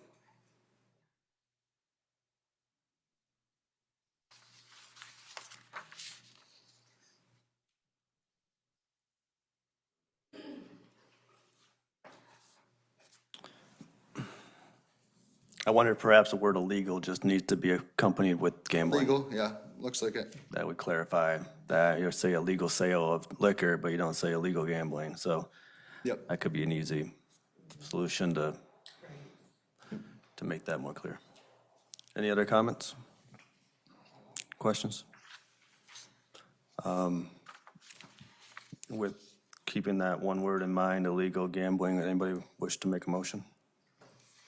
We could state that in the motion, is that we're also amending it?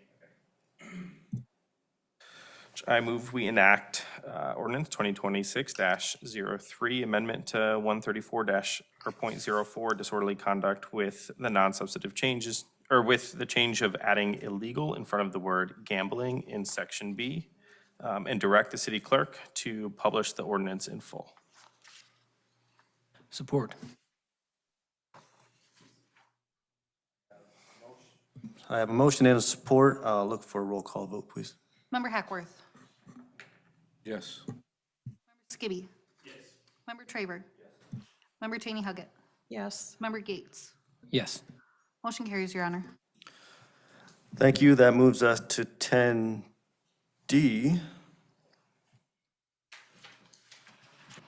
Ordinance 2026-04, amendment to 134.03, disorderly house. Yes, so this kind of coincides with disorderly conduct, but it's talking about disorderly house. In this, in reviewing disorderly house ordinance, we determined that section 2 could be removed if we define disorderly conduct and disorderly conduct, if that makes sense, so that we can kind of reference the two. One thing that we did find subsequently after our introduction the last time was there was a small change to the ordinance draft. We had an outdated, when reading it over again, we had an outdated gender reference of him. We changed it to that person instead of him. So the ordinance reads, disorderly house, No person shall permit or suffer any house, building, or other place owned or occupied by that person to be a resort for noisy, boisterous, or disorderly persons, nor permit or suffer to remain therein any noisy, boisterous, or disorderly persons.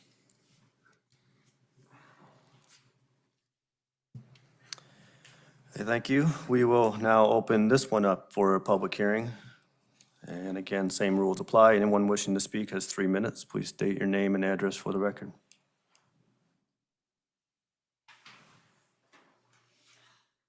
Laura?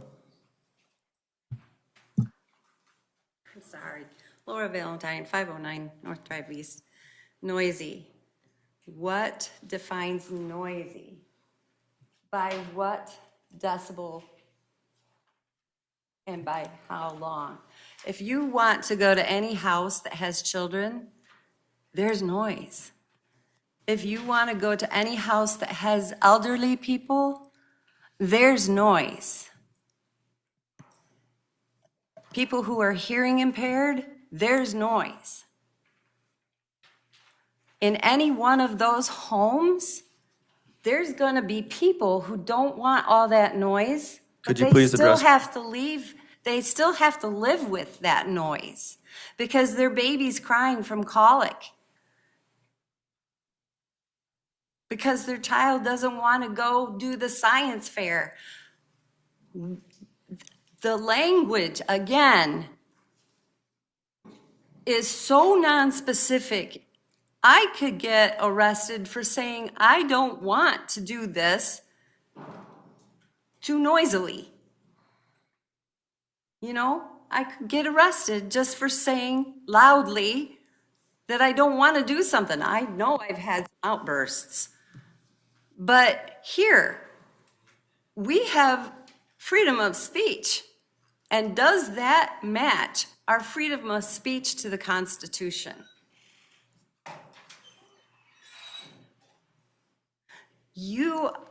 I want to thank you all for letting me speak again, but you have a heavy job. And you kind of just pass everything through, pass everything through, pass everything through. But then we all have to live with what you pass. And right now, I feel like maybe we should be selling our house. That's how I feel. Why are we passing all of these things like that one that you just passed? There's still a lot of really, are you ready to go to court for all of the things that was passed that maybe in a court of law isn't quite defined?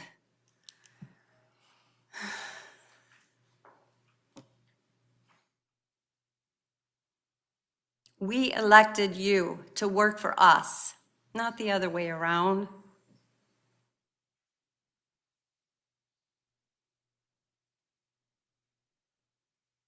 Too noisy. What is that? What is too noisy? By how many decibels? And if it's in a house, what if your house is surrounded by a 1.4 gigawatt high-powered gas generator that goes 24/7 at 90 decibels? Will you be able to concentrate? Thank you. Brian?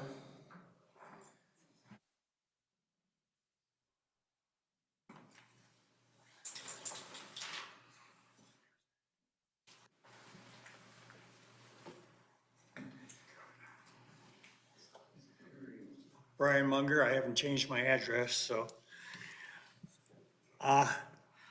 Following in the same line of thought,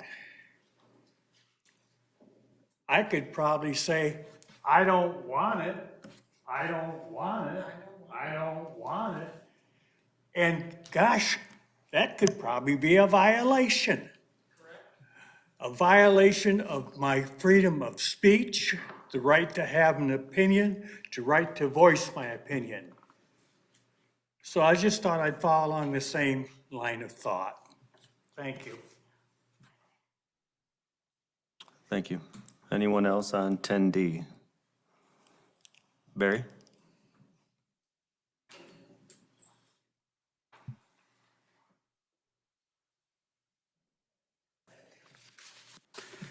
All right, me again.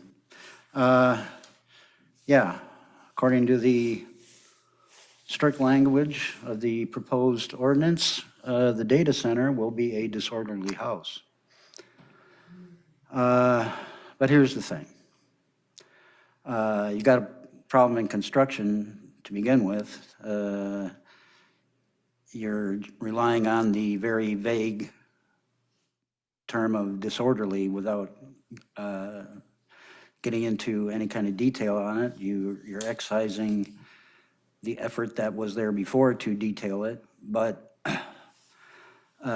what is interesting is that it may not be about disorderly persons, but maintaining the state-run monopolies that control our vices.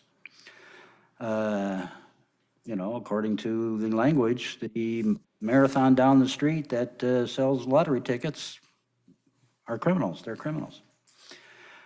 Or, you know, can't gamble here, but you can go down to firekeepers where the state has given permission to be able to do that illegal activity. Or we don't want a whorehouse, but you know, if you go over to Battle Creek, there are a number of places where you can be entertained. And if you've got an extra $50 in your pocket, who knows what you can transact. So it's not about eliminating disorderliness. It's about making sure that the disorderliness of society is permitted and regulated by the state and appropriately aggrandized revenue-wise. So, you know, what is going to be order? You know, what is order? That always comes to the eye of the beholder. And, you know, are we to rely on the special secret training that the police have to be the final arbiter of what disorderliness is?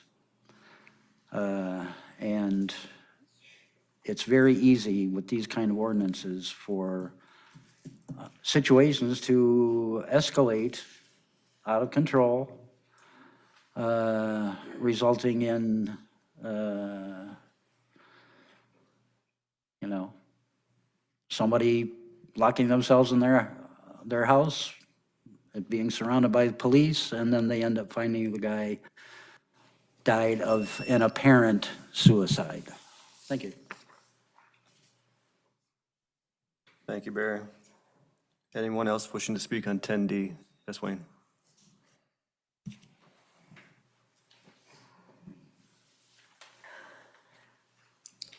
To this point, Wayne Campo, 203 Chauncey. To this point and the last is noise.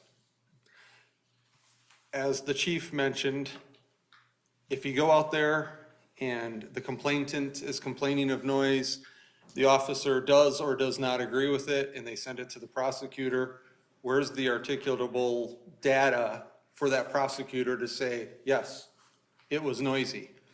If the police don't like you, you have a quarrel, whatever, they can side with the complainant, vice versa. Complainant, when the police say, no, it's not enough noise, now they've been disenfranchised. Unless you have an articulable data that says this is how much noise is being produced. Noise. Is mowing my lawn at noon noisy? Is mowing my lawn at 2 in the morning noisy? It's all time dependent also. So those are things to think about, that noise at one time of the day is acceptable, noise at a different time of day may not be acceptable. Thank you. Thank you, Wayne. Anyone else wishing to speak on 10D? Laura, you already had your opportunity to speak during this one. Lynn, go ahead. Lynn, just suggest you look at all of these. Just take your time, go through all of them, including that first one that you passed. Go through it carefully. Anyone else on 10D? Okay, seeing none, I'll close public hearing on 10D. Invite Chief Lanker back up. Any questions or comments? I, for one, kind of agree on the word noise. It wasn't in the original. It's in the newer version. I don't know if you want to speak to it. I feel like it's a little bit too loose of a term to be using here. I know we have a noise ordinance coming in the future that we're going to review, and that's where noises can be, kind of have a full discussion about noise, but I'm not sure where it fits in disorderly house.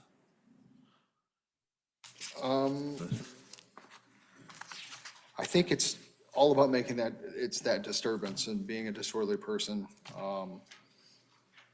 Like I said, Being a disorderly person and not noisy and boisterous, I mean, it's possible they're just fighting with you or, pushing you or shoving you or whatever. I'm sure they're yelling too, but just wondering. Boisterous is loud, right? Boisterous is loud, yes. Yeah. I know we don't have a noise ordinance to fall back on at this point, so noise would just kind of, we don't have anything to enforce it. If we put it here, we do, but I don't know, I'd like to hear some other comments. I have two things that I wonder about with this one. So number one, I wonder, the part that says you can't suffer a noisy, boisterous, disorderly person to stay in that house. But what if, for example, somebody's, your friend is over there, your friend is intoxicated, they're being boisterous or whatever, then you're theoretically compelled to expel them out into the world. That's maybe worse, I guess. So I'd wonder about that. And the other thing I would wonder, is truly my kids are often noisy and boisterous and disorderly, but, so I don't want to get in trouble for that. But the other thing is I do wonder if there's a second component of this, something about, such that it creates a nuisance to the surrounding, neighbors or citizens or something like that. I just wonder if there's another bar that could be, put in there pertaining to, that we was can actually always go back bothering and somebody. look at it and relook at it if you want to send it back. Can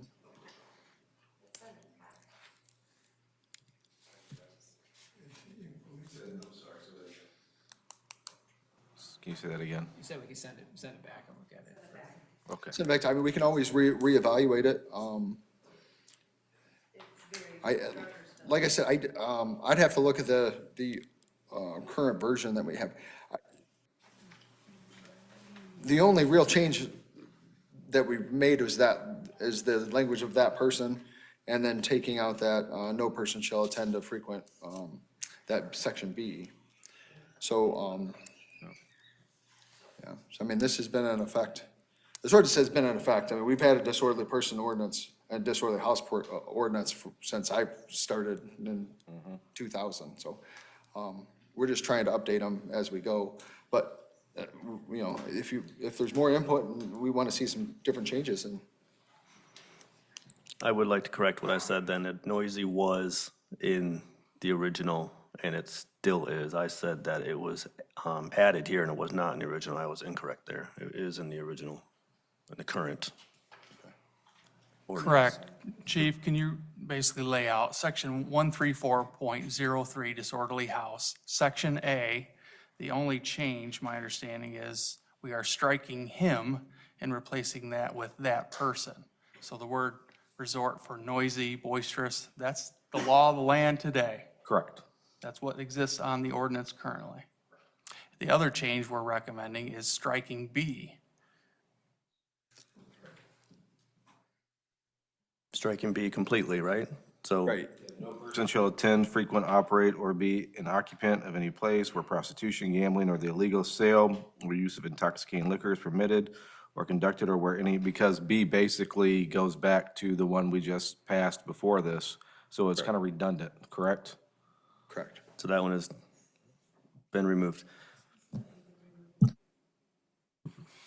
I mean, the whole conversation just points more to why we need a noise ordinance to say, why, yes, it's reasonable to mow your lawn at noon, it is not reasonable to mow it at 2 a.m. So those things I think we have all that coming. So you're saying tonight, either, really, we're voting yes or no to just change the him to that person, but then can we ask when we pass a noise ordinance that spells these things out, can we revisit these things to say, hey, okay, so if that noise ordinance now makes some of these more general ordinances null and void because it has a more specific thing, can we then review these to say, okay, here were these generalities that we're able to take out because we have specific, terms for that? Yeah, what ends up happening is when you update an ordinance, you go back through all the other ordinances and you have to note which ones they impact, if that makes sense, and those get changed as well.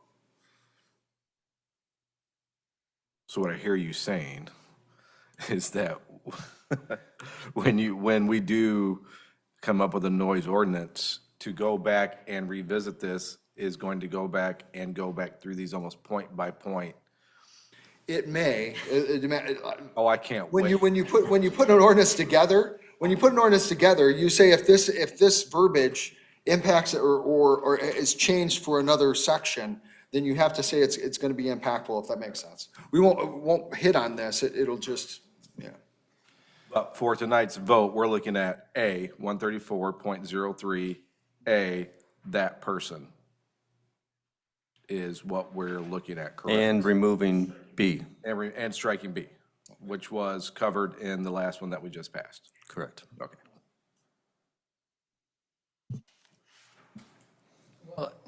Yeah, I feel, it's tricky.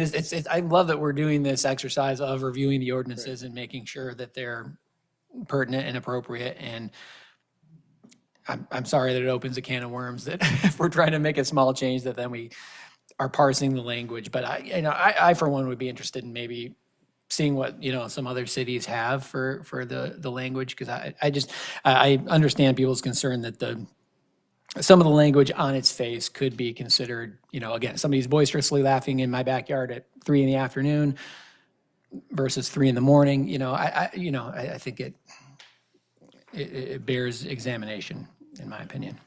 Well, I appreciate all the feedback because this is what we go through. We sit down with staff, we look with our city prosecutor, and we go through this, right? And we're looking at other ordinances and we're going through, and we have this is the discussion that we have, right? And trying to get trying to get all the things that, because you're trying to define something, so it's not so broad.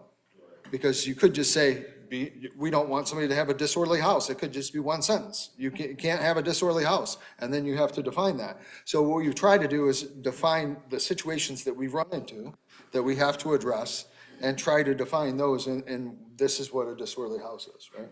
So, and it's difficult, so. I think we also. Appreciate the feedback. I think we also just need to remember that we are in a community as well. We're living in community with each other. And living in community with each other comes with its pros and its cons. But for the most part, I think that we all want to support each other in a community. We might not agree on the same things. We might not have the same religion. We might have the same thoughts, we might not have the same political views. But in reality, we're in this community that we want it to survive and we want it to be successful. And that means there's going to be some things that I don't agree with that I'm going to have to lay down that grievance and kind of suck it up to the point where, okay, I have neighbors next to me. I might want to do this, but I have chosen to live at 306 High Street, and because of that, I need to know that I am a bigger piece, I'm a small piece in this major puzzle. And I think that's kind of what we need to look at too, is no one's trying to trap anyone into something. No one's trying to go out and get someone. This is about making our city and our community successful for the most part, because not everyone's going to ever agree. We could change this 25 times, and no one is ever going to agree to it unanimously. And so we need to kind of look at it too as like, yeah, there are some things I would like to shore up. There are some things I'd like to give more parameter to. But ultimately, as I sit here, you know, having these conversations, having conversations with people that I might not agree with, but we're able to have these conversations, which is extremely important for us to have because we live in community together. And I guess that's where I'm at right now too, is some of this, yes, we need to short, but some of this too, it's not like we're just trying to lay things out so we can get people. It's about living safely with our neighbors. It's about having a successful community and a town where people actually want to move to because there are some rules and some regulations and parameters in place that make it a place that people want to live.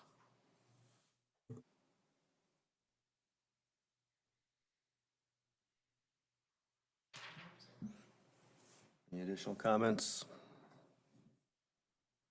Yeah, I guess, so we could either move forward with changing it, or if we wanted to send it back for, I mean, like Councilman Gates mentioned, for language that could specify like a reasonable disturbance of the peace, or kind of put something on there what noisy is, or is that just part of the noise ordinance that needs to come out to say the reasonable person statute? Currently, what you have is the reasonable standard. You have a police department that when they receive a complaint, they go investigate, they take information, they make a determination, is it reasonable? If they believe it is, then they forward it to your prosecuting attorney. They evaluate it, and if they feel that it is reasonable, they send it to the courts. It's adjudicated, due process. The courts either find the person guilty or not. That's the reasonable standard. That's what's in place currently. They do it all the time.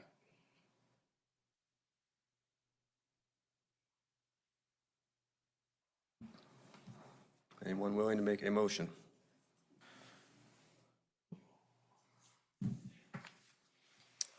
All right, I move that we enact ordinance 2026-4, an amendment to 134-03 disorderly house, and direct the city clerk to publish the ordinance in full. Support. I have a motion and support. A roll call vote, please.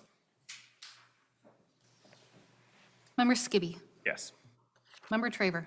Yes. Member Cheney Huggett. Yes. Member Gates. No. Member Hackworth.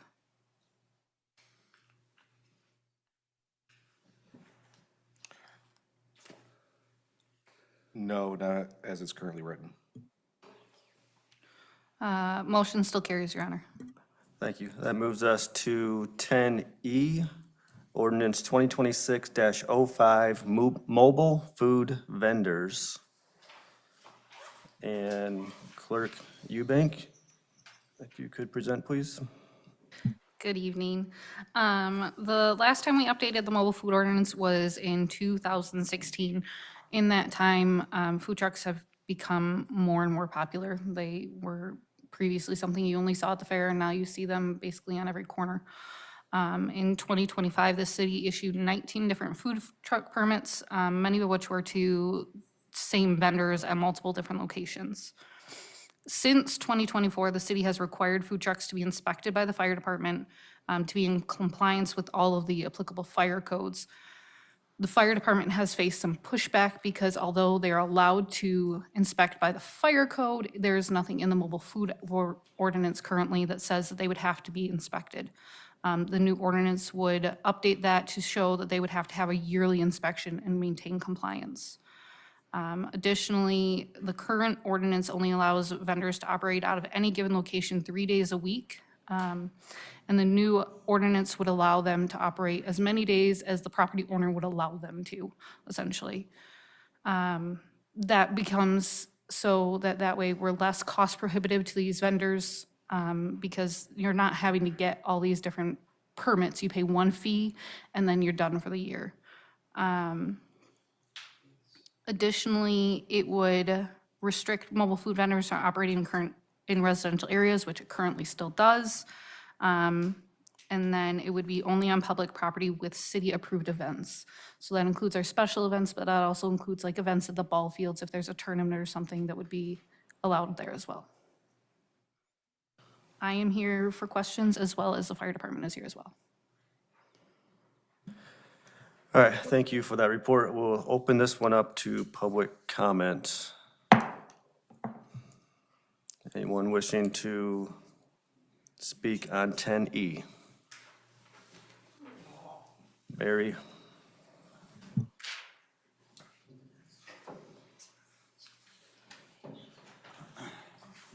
Never give up an opportunity. The issuance of permits, I've discussed this before. Permission is privilege, state-issued privilege. That's not how our government is supposed to operate. The Michigan Constitution, 1835, Article 1, Section 3 specifically says, no form of privilege shall be issued to any man or set of men, paraphrasing that. And the purpose of that was that it was to set in stone the fundamental principle that our government is supposed to be operating not on privileges and immunities, but on rights and responsibilities. Now, if a person wants to try to sell some food, you know, they're good at cooking or whatever, it shouldn't, and people want to purchase their product, and they are able to do it in a you know, healthy, sanitary manner, then they should be allowed to do that without having to come to some sort of governmental body and ask for permission. And, you know, this kind of thing can happen. You know, I've been, when I was down in Mexico, lots of food vendors on the street. And you just tell by their operation whether you would want to eat with them, eat their product or not. But everyone down there had the free opportunity to be able to do that without encountering the barriers to entry that permit fees can instill. So you're going to be seeing lots more truck vendors. This is part of the economic squeeze. It's becoming much more difficult for a brick and mortar restaurant to keep its operations going. The overhead on a food truck is very low. And I'm sure there will be additional food vendors, and this is what you're probably preparing for, the food vendors that will be going over to the mega site at lunchtime. But, you know, people have rights, and we shouldn't be coming to the government and asking for privileges to do the things that the Constitution is supposed to protect. All right. Thank you. Anyone else wishing to speak on 10E? Wayne?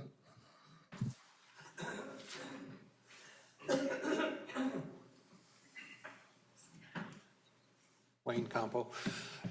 My statements are more questions for you to ponder, okay? You want to go to 5 days a week? Cool. Is there going to be limits set to the hours of operation of the food trucks? One. If the business where the food truck is operating, maybe they only operate during those business hours. If a food truck wants to operate at the hospital, for example, to support nighttime parents, maybe they have some type of late night hours available. Also, not leaving the food truck at the location of business during night hours. When it's closed, it leaves, goes back to its commissary, and restocks, refits, and recleans. That's about it.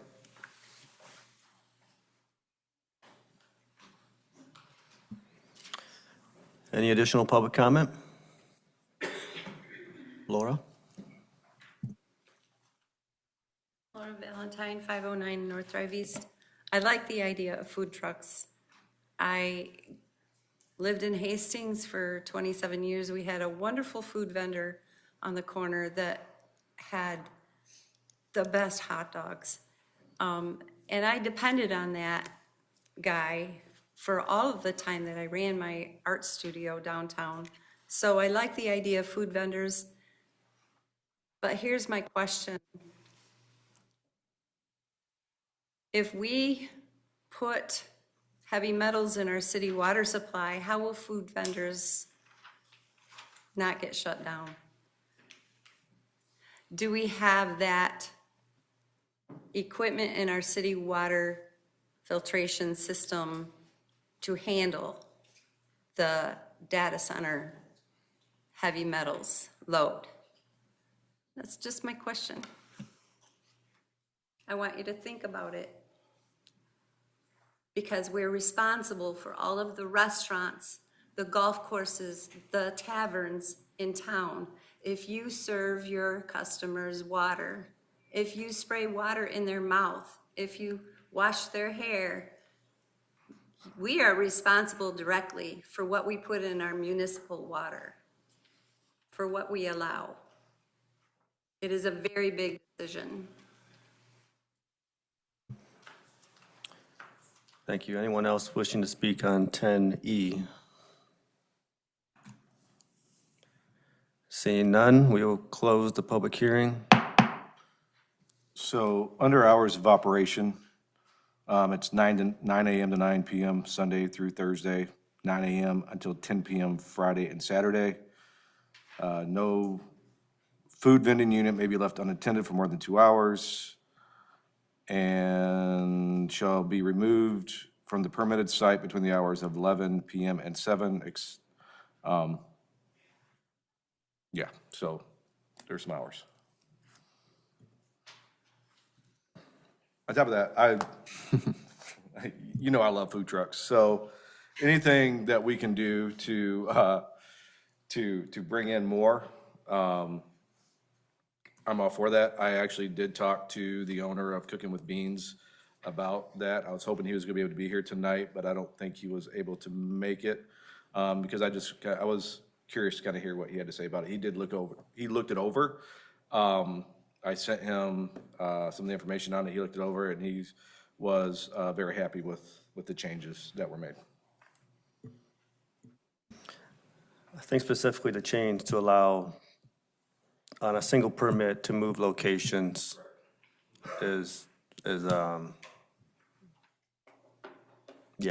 nice change for those vendors and for the city to not have to deal with, oh, this person moved, they were on this block last week, but they didn't have approval, so it's just a single permit for the season. They can move around to different events and things, so. So for city events, they would need to get a permit and then pay the event fee. Is that correct? How does that work? So you'll see in the next item, we're kind of jumping ahead here, is we set a fee schedule. And per the ordinance, you could either have a yearly permit, a 15-day permit, or a one-day permit. So those who are coming into town only for one day, we have a fee schedule set that's I would say, relatively nominal fee of only $15. So that way, if people are only coming into town for Blues Fest, then you pay that $15 fee and you're good for Blues Fest. Those who are coming for the fair, obviously one day is not gonna cut it. You're gonna need, upwards of that 15-day permit, but not that full year permit. It's $75. So again, compared to what they're making that week is relatively nominal. And then there was something in there about, like, you could have a food truck come to your house for like a party, and at that point, they would no longer be considered a food truck, correct? So it depends, again, it kind of goes into that wording in there. It depends on how it's being paid for. If you are paying for your party, if, for instance, you wanted the gentleman from Cooking with Beans to come to your house and you are using it as essentially a catering service opposed to I want to serve the general public. If you are paying for everybody's food, you are now a catering service opposed to a food truck at that point. You had mentioned, I think, last meeting that the ice cream truck is exempt from this because he's moving. So in theory, using Cooking with Beans.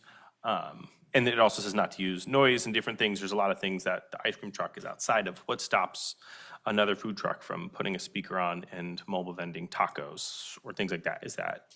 Hopefully nothing. I mean, that sounds great. I think about it, but like, it's not a complaint. I'm just saying, like, is that something that as long as they're driving around, now they can, in theory, just, and then do we have stipulations on who and what can use that model where they drive around? I would assume, and I could be wrong, that the fact that they're cooking their food is going to take more than the 10 minutes that it's going to have to be sitting still. So once you set your, and, you know, as Mike can attest, once you have to start using that grill, you have to have your wheels chalked. So you have to get out of your truck, you have to chalk your wheels, you have to get back in the truck, you have to start your grill up, start that heating. That's going to take you more than 10 minutes to get that going. Gotcha, okay. Yeah, so there's other things that say, yeah, he can't do that because he can't drive around with his grill on. There are rules, not to pick on Tom from Cooking with Beans, but like, just want to make sure, yeah. Yes, it would be great to have a taco truck, but yes, so somebody can't drive around with an open grill and skirt these limitations by moving, okay.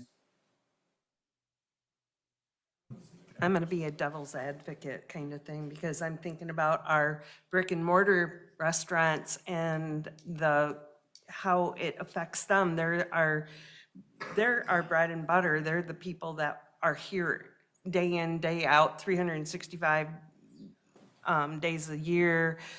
They are the ones that are paying taxes. They are the ones, you know, and I'm concerned about an unlimited, you can just go wherever kind of a permit versus more restrictive, because I'm thinking about these restaurateurs and we finally have a pretty good variety downtown, you know, and in the area, and I like to support them as much as possible too. So a couple notes on that. So it still does not allow them on public property without a special event or an event going. So like, they can't just go park in one of our parking lots downtown and vend. They can't go park on Michigan Ave and vend. So basically our entire downtown, unless there's an event going, is basically, you're still free of all your food trucks. Additionally, it also allows for anyone who has a brick and mortar and pays their taxes as far as and the taxes are going towards a place that sells food already. So like, you know, for instance, the Stagecoach or the Copper, or I believe even Schuler's has a van. If they wanted to take that, it goes somewhere, they don't have to pay the fee for the permit. They could go get a food truck for the Copper or the Stagecoach or the wherever, and they wouldn't have to pay that permit fee, and they could go wherever they would like to go. So going back to what you were saying, our food trucks, so how does that work? Like Ace Hardware, I'm just saying Ace Hardware because on Thursdays, like they used to be at Ace Hardware. Is that still allowed, or how was that done? That is private property. So Okay, they're and allowed so they on were able to- private property, but not on public okay. Just wanna property make sure. without an event. Yep. Yeah, I mean, as a brick and mortar food owner downtown, I do appreciate the not public, that way, you know, a burger shop or burger truck can't just post up in front of Broadway or Stagecoach and just sell burgers right in front of the place. So that's great. For downtown events, when they have an event permit, is there any part of the application, I can't remember that application off the top of my head, but where they say, hey, we're gonna have food vendors here? Like, what does that process look like? So we do have a new special events application in the works. I've been vetted by a couple of members of the team, but I have not heard back from all the members of the team. But yes, that is one of the questions on the new application for special events that does say, are you going to have food trucks in addition to some other things that like tents and things like that we've had to start questioning. Okay, I would then recommend, if when we're doing that, to then just ask for the scope and where the food trucks are gonna be and just get a little more details. Because yeah, if you were to say, hey, we're gonna have a food truck fest and we want to shut down Michigan Avenue for it, then I think all the restaurants down there who like making money from events downtown that would have a particular interest in not having hey, just come eat other places besides the restaurants type of event, you know, in particular. But yeah, just some more details on that would be good to know. So on the special event application, they are supposed to submit a map for everything that they do.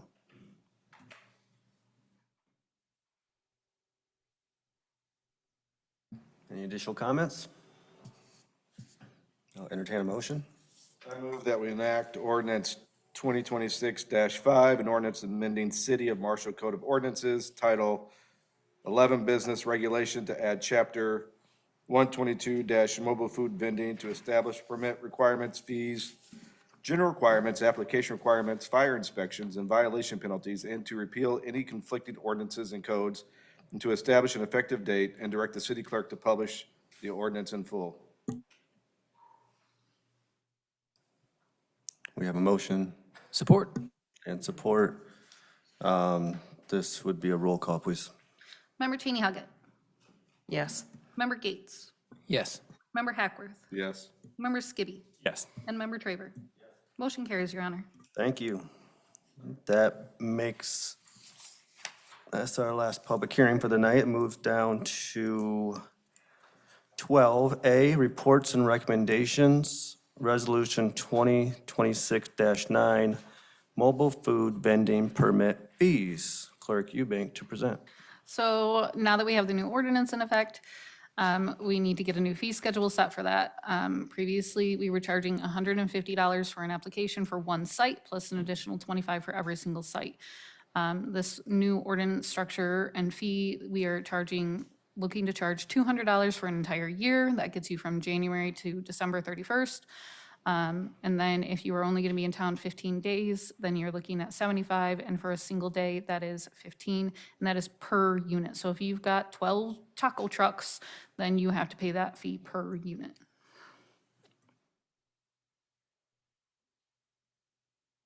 Any questions, comments?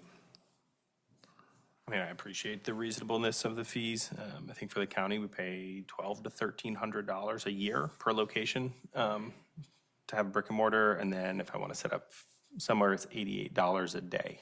So, but that's because I don't have the license to operate a food truck, as they have something different, but have a much more reasonable fee than the county charges me to go set up one-time things is, I appreciate the effort there. Do we know how these fees compared to like Hastings was brought up, or, you know, another Three Rivers or something like that, a town our size? We checked more like Charlotte, because of the fact that they have the fairgrounds. They are relatively in line with what Charlotte charges.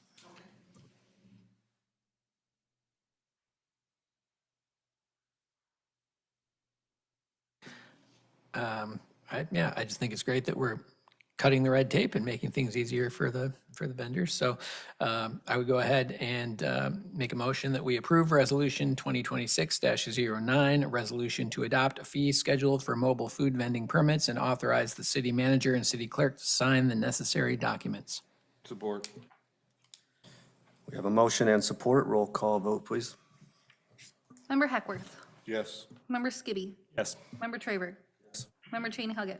Yes. Member Gates. Yes. Motion carries, Your Honor. Thank you. That moves us to 12B, purchase Opticon system vehicle kits for emergency response. And I believe we have Chief Erskine here tonight. Thank you, Your Honor. Opticon system is a system that will allow the lights to change from red to green as emergency vehicles are approaching it. So it makes it a quicker, safer response there. I had former department where we started it out there at Capitol and Beckley Road. Was always trouble for that to get through there. And once we did this Opticon system, we probably have, say, I think it's 500 yards out. It turns it to green and keeps it green for us. So with the reconfiguration of Michigan Avenue and the building of the major campus, we know that there'll be more traffic, and we don't want a delayed response. So with meeting with MDOT, they actually agreed to purchase the Opticom system for all the single lights headed out from West Michigan all the way further. And if they add any more in, if they continue to build, they will also have the systems. So that's the lion's share of it. That's like $13,500 per traffic light. For each of the systems in the car, we piggybacked on with Grand Rapids purchase. So we got them for $3,567 per vehicle for a total of 14 vehicles. That is 6 fire apparatus and 8 police cars. And then, of course, they got to be mounted in a vehicle. So we're going to have a vendor that works on our fire apparatus, dependable fire apparatus, out of Coldwater, has offered to install them for $500 per vehicle, and he'll come right to the station. So we get the fire trucks done, and we bring the police cars in there. And there, again, in their future plans, if we want to upgrade the lights down through town, we can do that. Also, I think we're looking at the one up on North Drive in 027. That, I think Marguerite's in the process of upgrading that one. So, and this works for throughout the Opticon carrier Gable was, everyone installed it. That would work if we went to Battle Creek Save. Now they have way more than what they had there. It would work for our vehicles there, it would work for those vehicles if they came over here, if any other municipality wants to install them. And no, you can't get them on your cars. But there's, you know, in a lot of the bigger cities too, they put them on like the buses and snow plows. So they can get them, they don't have to have emergency lights. That's just ours activates with emergency lights. But if, you know, further they ever get there, if we want to go that route, you know, we have that option. Extremely cool technology. I just recently learned about this, so thank you for that. Curiosity, does the Michigan State Police and the county police that are in our own community, do they have these installed in their vehicles already? I don't believe so. Okay. Any questions, comments? I would just comment, it's somewhat expensive, but I think if I had a loved one on the other side of a red light with help on the way, I would, it would be well worth it. So thank you for working on that.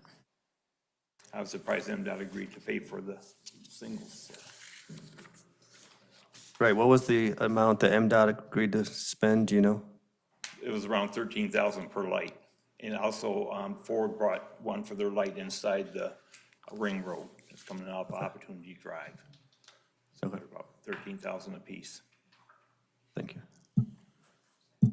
Was this price already accounted for in our budget that we already looked at? I can't remember. It's a little big. This was an unanticipated expense in the current Okay. fiscal year budget. Okay. But we'd like to move forward with the purchase. Okay, so it we're would be good an with- amendment, but we'd utilize a special projects fund. Okay.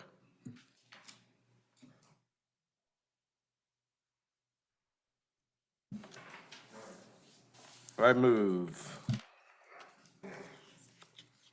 to approve the purchase of Opticon system vehicle kits from Carrier Gable in the amount of $49,938 with installation from Dependable Fire Apparatus in the amount of $7,090 and authorize the city manager to sign the necessary documents.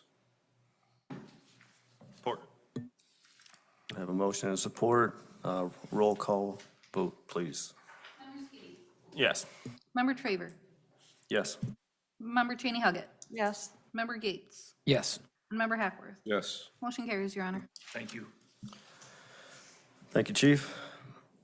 That moves us down to number 14, public comment on non-agenda items. Persons addressing city council are required to give their name and address for the record when called upon. Members of the public shall be limited to speaking for a maximum of 2 minutes. Comments shall address non-agenda item topics only,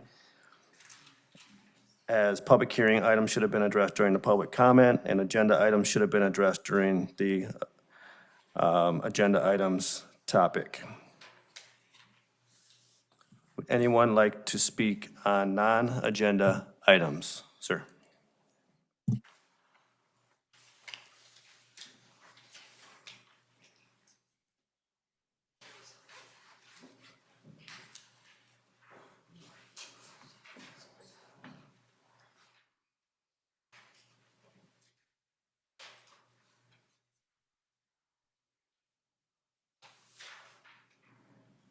What you're seeing there are Greg Allen, 1151 Orchard Drive.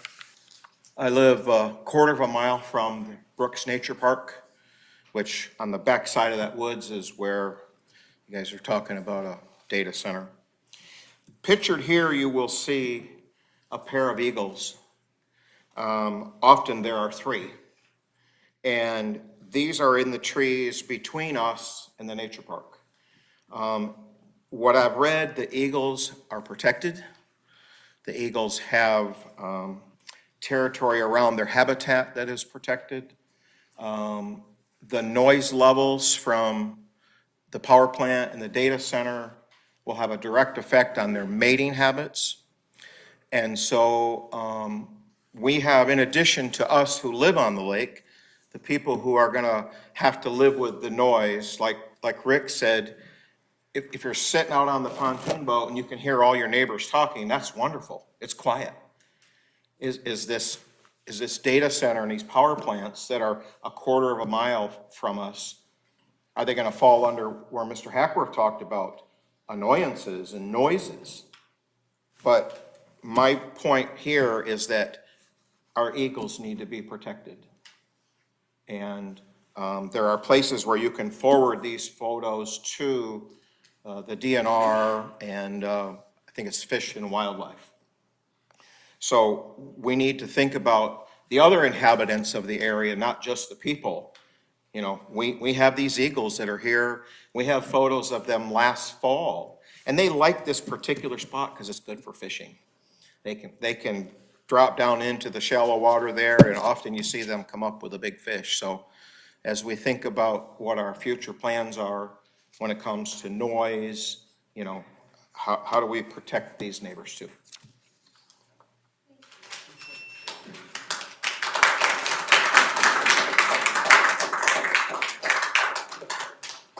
Thank you, Greg. Anyone else wishing to speak on non-agenda items? Ma'am?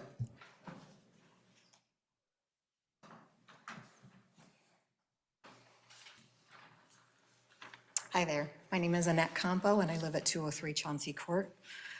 Marshall is a community rich with history, with people, and with pride. We are also rich in land, water, and resources. It's easy to see why Marshall is attractive to developers of data centers and why politicians' pockets are lined with billion-dollar companies' intentions to build here. I've been reading a lot about the data center, a lot. The University of Chicago, the University of Michigan, Harvard Gazette just published an article, and many other research state that without a doubt, a data center will irrevocably change our landscape, our water, and the health of our community. Not one of the studies I read said that the changes would be brought by the data center are for the better. Not one. As you ponder whether to irrevocably change the character and the livability of our city and potentially that of our state with a data center, I ask you to ponder the following scenarios. Imagine trying to listen to a Rotary Band concert, a Stewart Band show, a walk along the Kalamazoo River or Brooks Nature Preserve with 90 decibels of noise. Think helicopter hovering over your head at 100 feet. The chemical runoff coming from the cooling center, and imagine the Marshall hum 24 hours a day. Imagine our children, my grandchildren, your granddaughter, playing on the splash pad. Think about the air pollutants and particulates from burning natural gas circulating through the air they breathe. What about the lungs of our community? Unseen pollutants can raise serious health risks for everyone, especially those with asthma and breathing difficulties. Is this going to be a safe community for our children? You know, in my research, I found that even Microsoft has a plant that's been on hold in Illinois because they want to find a way to reduce air pollution of the proposed center by 30%. That's a lot of air pollution. So I want to thank you for the tough job that you do, but I want to implore you to do the right thing and prioritize the people of Marshall over a data center. Thank you, Annette.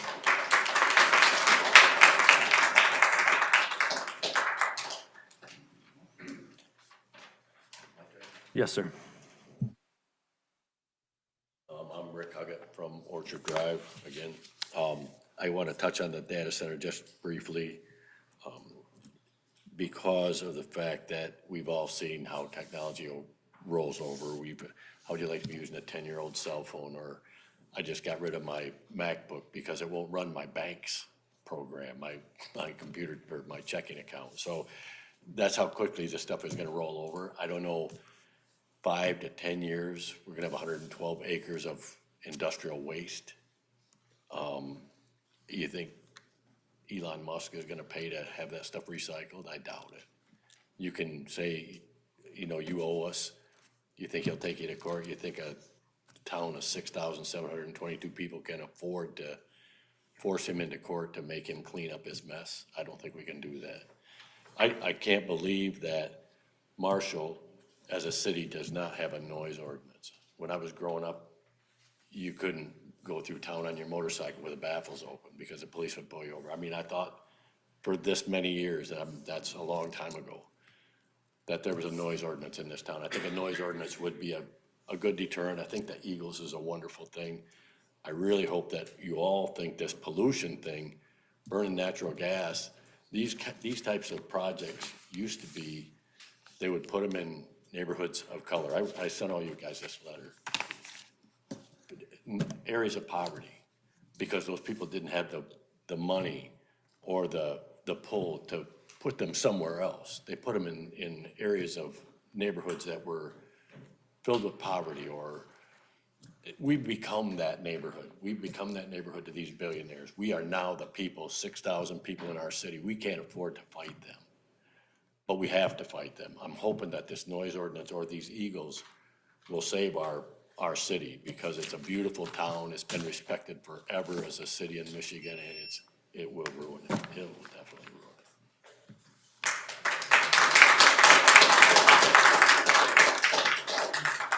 Thank you, Rick. Go ahead, sir. Good evening, Jeff Wilson, 13028, 22 Mile Road, Marengo Township. I also have property in Eckford Township. With regard to the data center, what happens in Marshall won't stay in Marshall, so I want to address town council wearing two different hats. First hat, I'm a retired professor of psychology and neuroscience with a PhD in behavioral neuroscience from UCLA. Data centers generate low-frequency noise. Low-frequency noise travels for miles. You all know that whales communicate over hundreds of miles using low-frequency sound. Well, maybe you do, but they do. Low-frequency noise travels for miles. It's been shown through reputable studies and peer-reviewed journals to impair cognitive function, impair mathematical reasoning. And this should concern everybody who cares about the kids at Hughes Elementary, who cares about the kids at the Marshall Academy, which are both within 2 miles of the proposed data center. That's my first hat. Second hat, in retirement, I've become an astrophotographer. And as an astrophotographer, I've developed a great love of the beauty of the dark night sky. I've also developed a great love of the sounds of the creatures that appreciate a dark night sky. Coyotes, various insects, lots of different birds, all of which could disappear as a result of light pollution from a data center. It turns out data centers don't have to light pollute, but most of them run by large corporations, Amazon, Google, Oracle, who's likely behind this data center. Those large hyper data centers, hypercenters, do tend to pollute. Those people light pollute. Those people like to make their establishments very bright. So please keep in mind the disruption that would happen as a result of a data center. Nature, the dark night sky, doesn't belong to Altera, doesn't belong to Oracle, it belongs to all of us. Thank you.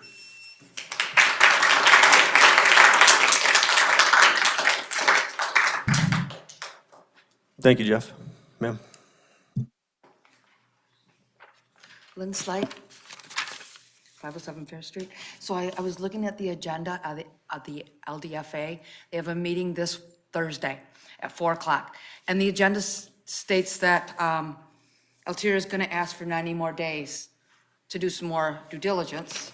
So I have some relief knowing that Altair Development is asking for additional 90 days. My relief comes in knowing that this means that you, our city leaders, also have an additional 90 days. It's your responsibility to use this time wisely, to weigh the rewards and the risks of this proposed data center. It's your responsibility to protect Marshall from environmental harm and financial harm. It's a big responsibility. I've heard some of you say that we have to wait until Altura is done with their due diligence before we can proceed. Altura Development will tell you about the rewards. They will paint a rosy picture how this will be so wonderful for Marshall. There are risks that Altura is not going to be talking about. I'm not denying that there's big money in data center business right now. Weighing the long-term rewards versus the long-term risks is your responsibility. Now is the time to do your own due diligence and to plan for responsible growth. You cannot deny that the tech industry is volatile at best. At the last city council meeting, I handed out one of Prescott Balch's PowerPoints. Prescott is a tech and financial expert. He has posted a couple of new videos on YouTube. Just go to YouTube, search Prescott Balch. This is for you citizens as well. It's for the ones that are watching this. I made it really big so the people that watch it on the screen can say, yeah, easy. Search YouTube, Prescott Balch, and he's not real fast, but he sure is smart.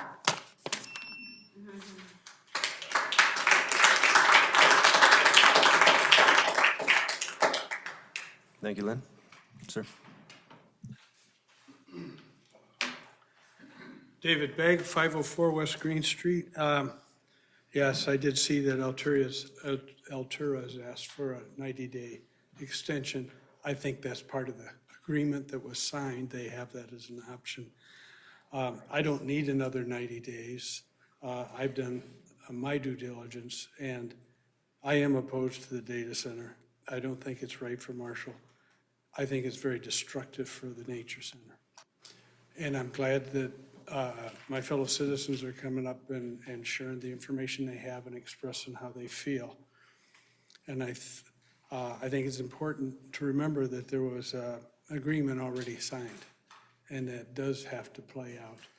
And that our voices need to be heard by our state House of Representative members and our state Congress members and our state agencies and the federal agencies that regulate things like environmental safety. I appreciate that I heard the city council being responsive this evening to some of the ordinance changes, and I appreciate that. And for me personally, I feel like you are listening and you're responding. And I think it's important that we speak to the people who are in a position to pass legislation that can stop this thing in a way that Marshall City cannot. Thank you.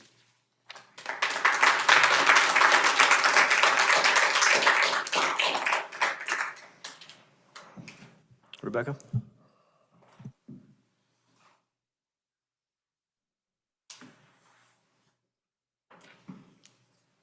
Thank you, Rebecca Sebring, Marshall.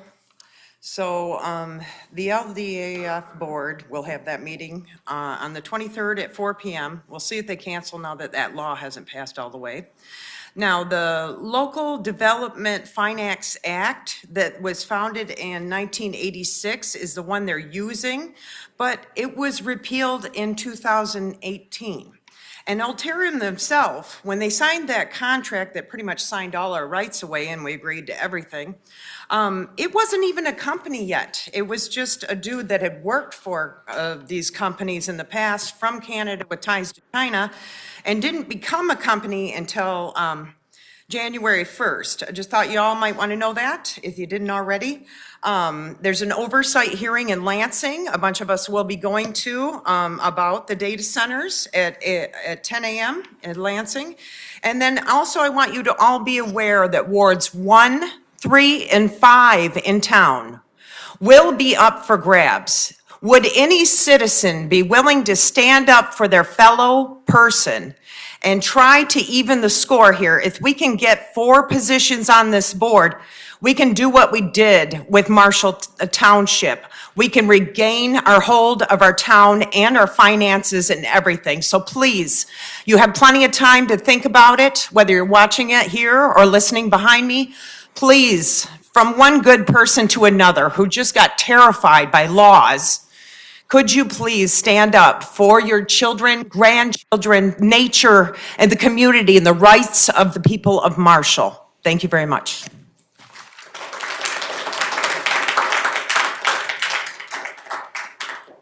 Thank you, Rebecca. Yes, sir.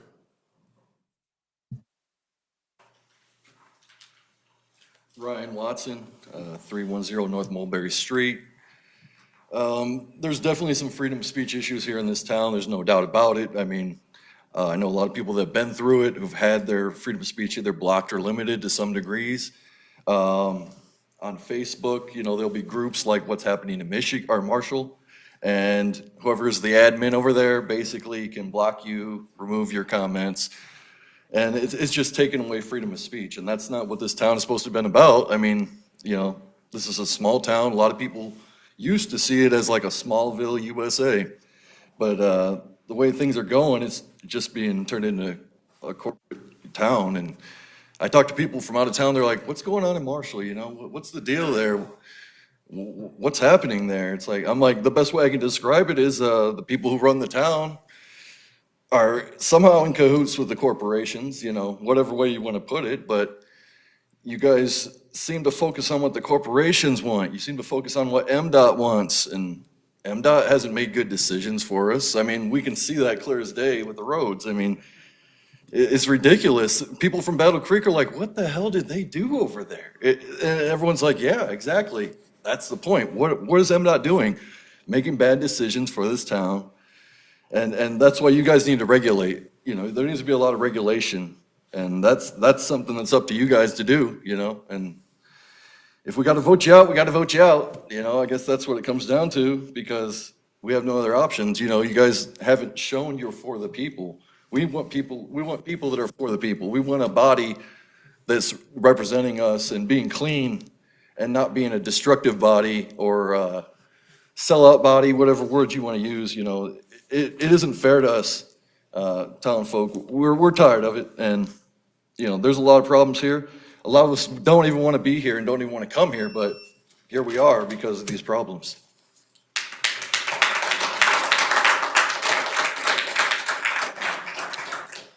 Thank you, Ryan. Anyone else wishing to speak on?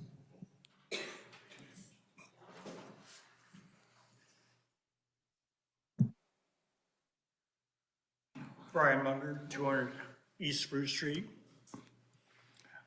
I was at a meeting Thursday night, and we had a number of speakers there. And one of the speakers there was mentioning that we had a slight problem with a state representative who worked at this district here is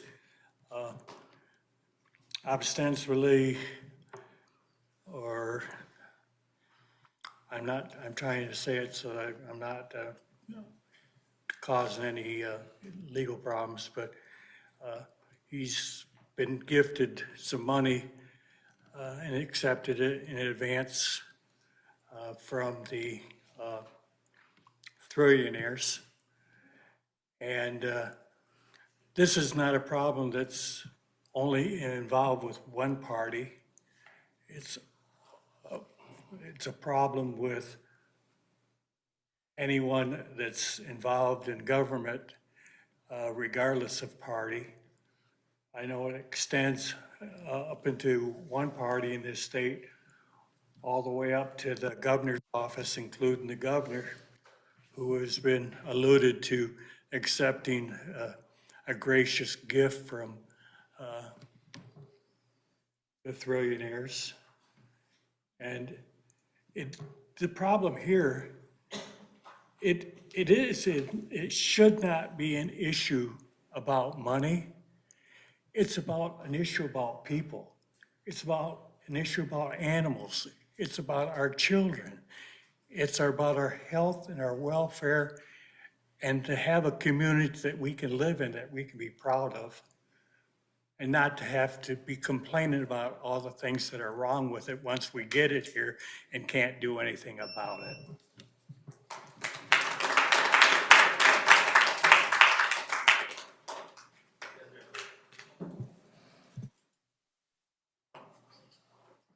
Hi. Hi there. My name is Pamela Smith, and I live at 13028 22 Mile Road, Marshall, Marengo Township. I'm here because I am very concerned about the proposed data center. You know, there's 270 acres that are adjacent to, and these acres under consideration or, you know, earmarked for this purpose, of those acres, 112 acres are wetlands. And I'm speaking today as a Michigan naturalist. I recently moved here and was pretty awed by the nature in the state, as I have been odd in other places I've lived. And this is an amazing state and a great community. And I'm very concerned about about the proximity. I have many concerns about the nature center, but one of the primary concerns, about the data center, but one of my primary concerns is that it's on the wetlands, and wetlands are an incredible natural resource. And they actually allow for a large amount of flood control. They hold vast amounts of water. 1 acre can hold up to 1.5 million gallons of water. And this is really concerning at this time of increased flooding and climate change. Also, they filter the water. So they're incredibly valuable. But also,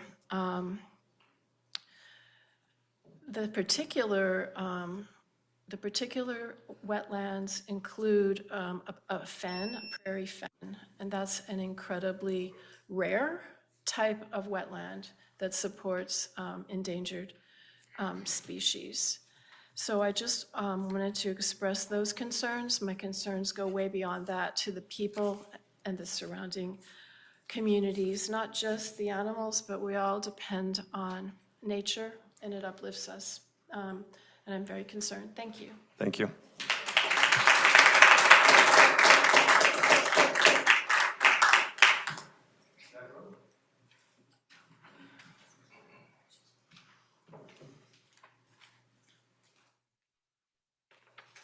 I'm Morgan Huggett, 775 North Kalamazoo. I'm here on behalf of the Marshall Area Conservation Corps. I'm on the Executive Council. I'm here to invite everyone to the greening of Marshall this Saturday to plant 100 native species trees. And we are meeting at 9 a.m. at Stewart's Landing. Thank you.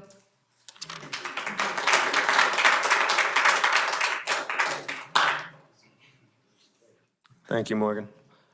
Laura. Laura Valentine, same address. I'm thankful that I heard when we were talking about the Child Abuse and Prevention Month proclamation that we talked about safe, healthy, resilient, stable, nurturing environments for our children. But I'm confused. How will we have that with a 90 decibel power plant? How will we have that with unclean waters that are laden with heavy metals? I have 4 questions. I had 3, but I'm going to ask them. And I'm going to ask them in this manner. Did you, as a city council, think of these questions before you handed this decision for this data center off to an unelected,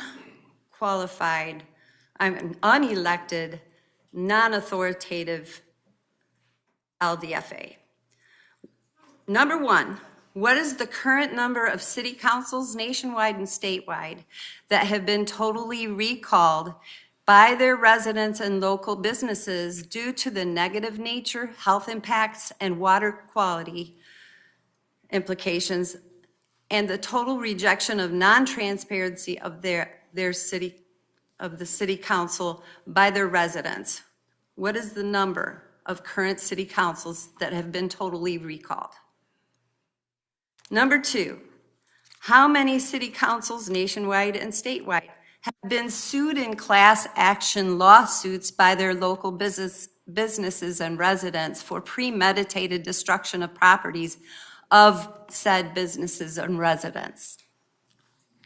That's a question, and there are answers out there. You don't have to look far. And number 3, how many non-elected, non-authorized developmental LDFA members protect themselves from such lawsuits? How do they protect themselves from such lawsuits? I have one more, and I'm going to ask it. Do you have proper heavy metals water filtration for making the water safe for our children and our elderly and our residents and our grocery stores and hospital and our businesses Thank you, Laura. Anyone else? Do you know about the data center bubble that's happening right now? Welcome, Regis. Regis Klingler, 348 Butler Court in Marshall. Couple things. I've been talking with the MDOT construction engineer. The lighting at the intersection right in front of the Ford entryway, there's been some improvements. It needs more, but it needs lighting there. They've told me that the city of Marshall is responsible for the lighting there. I hope you have talked with MDOT. If you're not, please approach them to make that corner even safer. There was another accident there last week where people just drive off into the field, and they're supposed to put some kind of barrier there and do some other things. The signs aren't right there either, but I hope they follow through that. I hope the city takes the initiative to follow through on that too. I know you're working on the 2026-27 budget. Again, I urge the city council to really look at an environmental technician or whatever you want to call them in the budget. I think, especially with the Ford BOP, this data center, all the other environmental issues, even the greening of Marshall needs, I think, an environmental coordinator with the city of Marshall. The last thing I wanted to address is the data center. It looks like the city has a reprieve of another 90 days from Altera. That's going to be decided, I guess, Thursday. I really hope you take that time to really think about the zoning ordinances you have. I don't think the zoning ordinances are effective. The data center is unique in several different ways. The sound, the vibration, the incredible electricity use, a number of issues that aren't addressed in the existing zoning ordinance. I hope you take the time to look at that. If you have to, put a moratorium in place and really put in place zoning ordinances that will really protect the environment and the people. Thank you.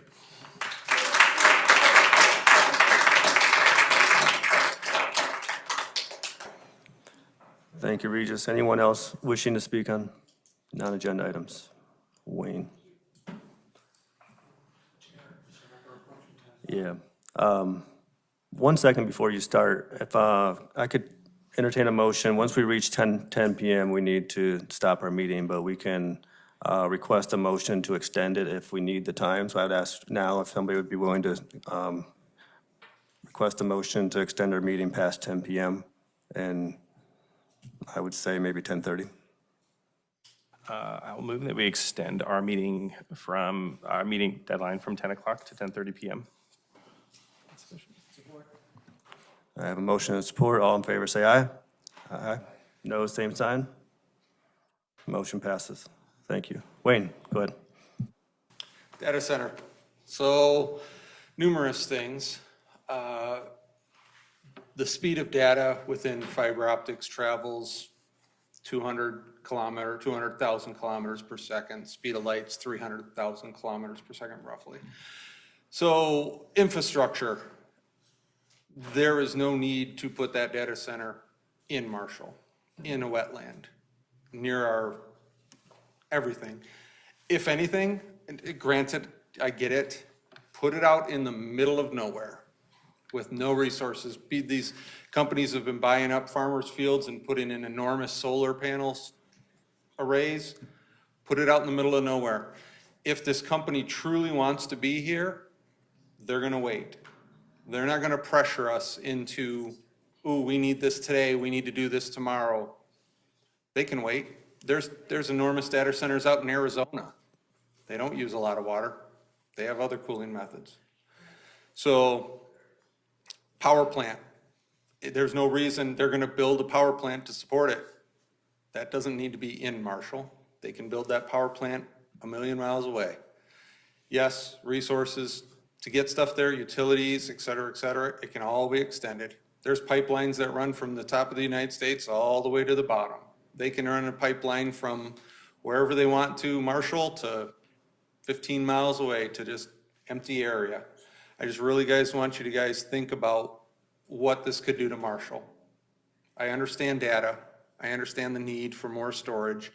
Another implication that you gotta look at is tax. A lot of these data centers compare,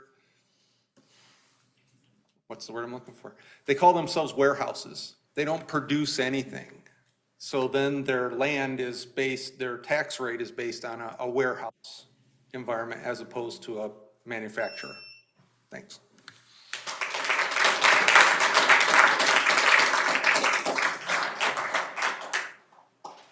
Thank you, Wayne. Anyone else wishing to speak on non-agenda items?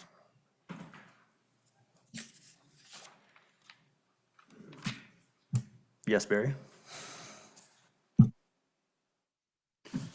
Back here again. Are you seeing anybody who wants a data center yet? An interesting thing, trying to do a little research on Altera. It did not, like Rebecca said, it did not come into existence until January 6th of this year. How can a fictional legal entity create contracts before it ever came into existence? And when looking at the, every corporation has to have a registered agent. Well, the registered agent for Altera Development is Registered Agents, Inc. And it's a firm out in Wyoming whose job, and they admit on their website, whose job is to obscure ownership of corporations. So, this Registered Agents, Inc., they are the registered agent of over 266,000 different corporations. Their sole function is to prevent us from knowing who is the real owners. But we know who they are. We know that Meta, Microsoft, and Oracle are fomenting this data center agenda. And the nefariousness of it is that they are not coming forth and explaining to you what the real purpose of these data centers are. And it's for surveillance. It's going to be an omni-surveillance system that is going to track everyone's movements, their transactions, and their electronic communications. The Orwellian 1984 state is being financed. You guys are supposed to stop that from happening. Will you stop it from happening?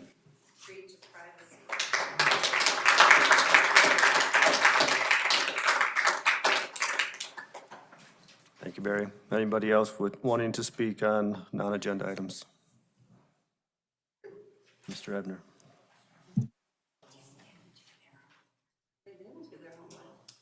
Eric Ebner, 521 North Kalamazoo. I'm hopeful with what you've heard tonight that in the long run, you will not approve the data center. If you do, I'd like to echo what Rich Huggett said. I would take a long, hard look at what happens 10 to 15 years down the road. My concern is the city of Marshall and the residents will be left to clean this up. And so in the negotiations that you go through, if you go through with this, I would ask that you somehow hold the company or companies or representatives of Altera responsible for the cleanup for this. And what Rich said, you're not going to be able 15 years from now, if they declare bankruptcy, to do anything. We're going to be left holding the bag. I would ask that somehow you arrange that they give a bond or put money aside for cleanup of this in the end. Otherwise, we'll be stuck with the bill, and it'll be huge. Thank you.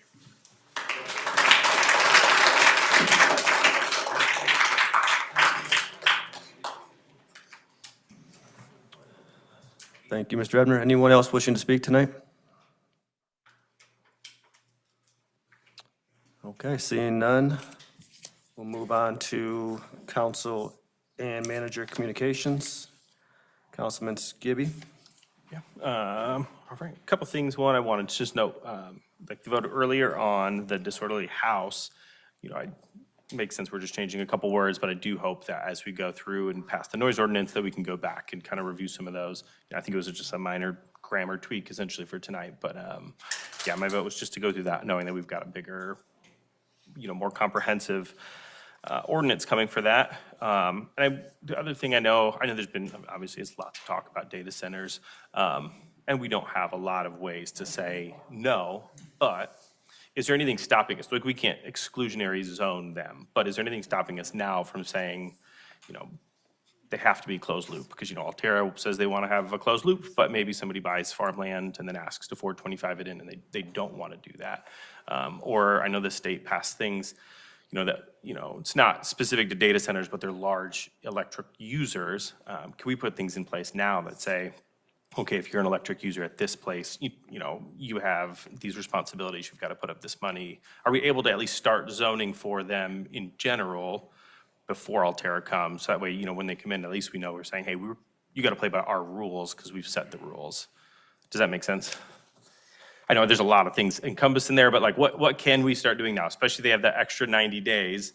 Are there things we can start putting parameters in to say, hey, if you want to be in our town, you want to do this, here are the additional rules that when they bring additional concerns that other businesses in town don't. So I guess we'll start with zoning. Zoning's in place. Can we get the room quieted down, please? Could the conversation move outside chambers, please? So again, start with zoning. Zoning's in place. It is the industrial park, one of the industrial parks of the city. So it's zoned I-1, which is a lighter, less intense industrial use, but it's still an industrial use.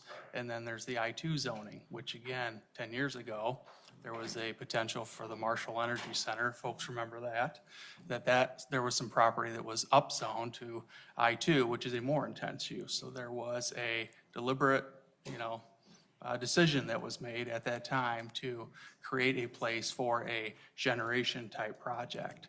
Now, based on our zoning, that will require a special land use. So again, first the planning commission will evaluate that, and then they'll make a recommendation on the special land use, and that will come to city council. So you will be able to weigh in on that. Now, again, that's not necessarily just saying yes or no. That's saying, okay, within the confines of the zoning ordinance, here's the standards we have. Does it meet the standards or not? So those are the questions that will be asked, and those are the things you'll have to evaluate. On the water side, again, it really depends on what they're asking. It's tough to, you can speculate all day long, right? But we have a finite amount of capacity as a city for water.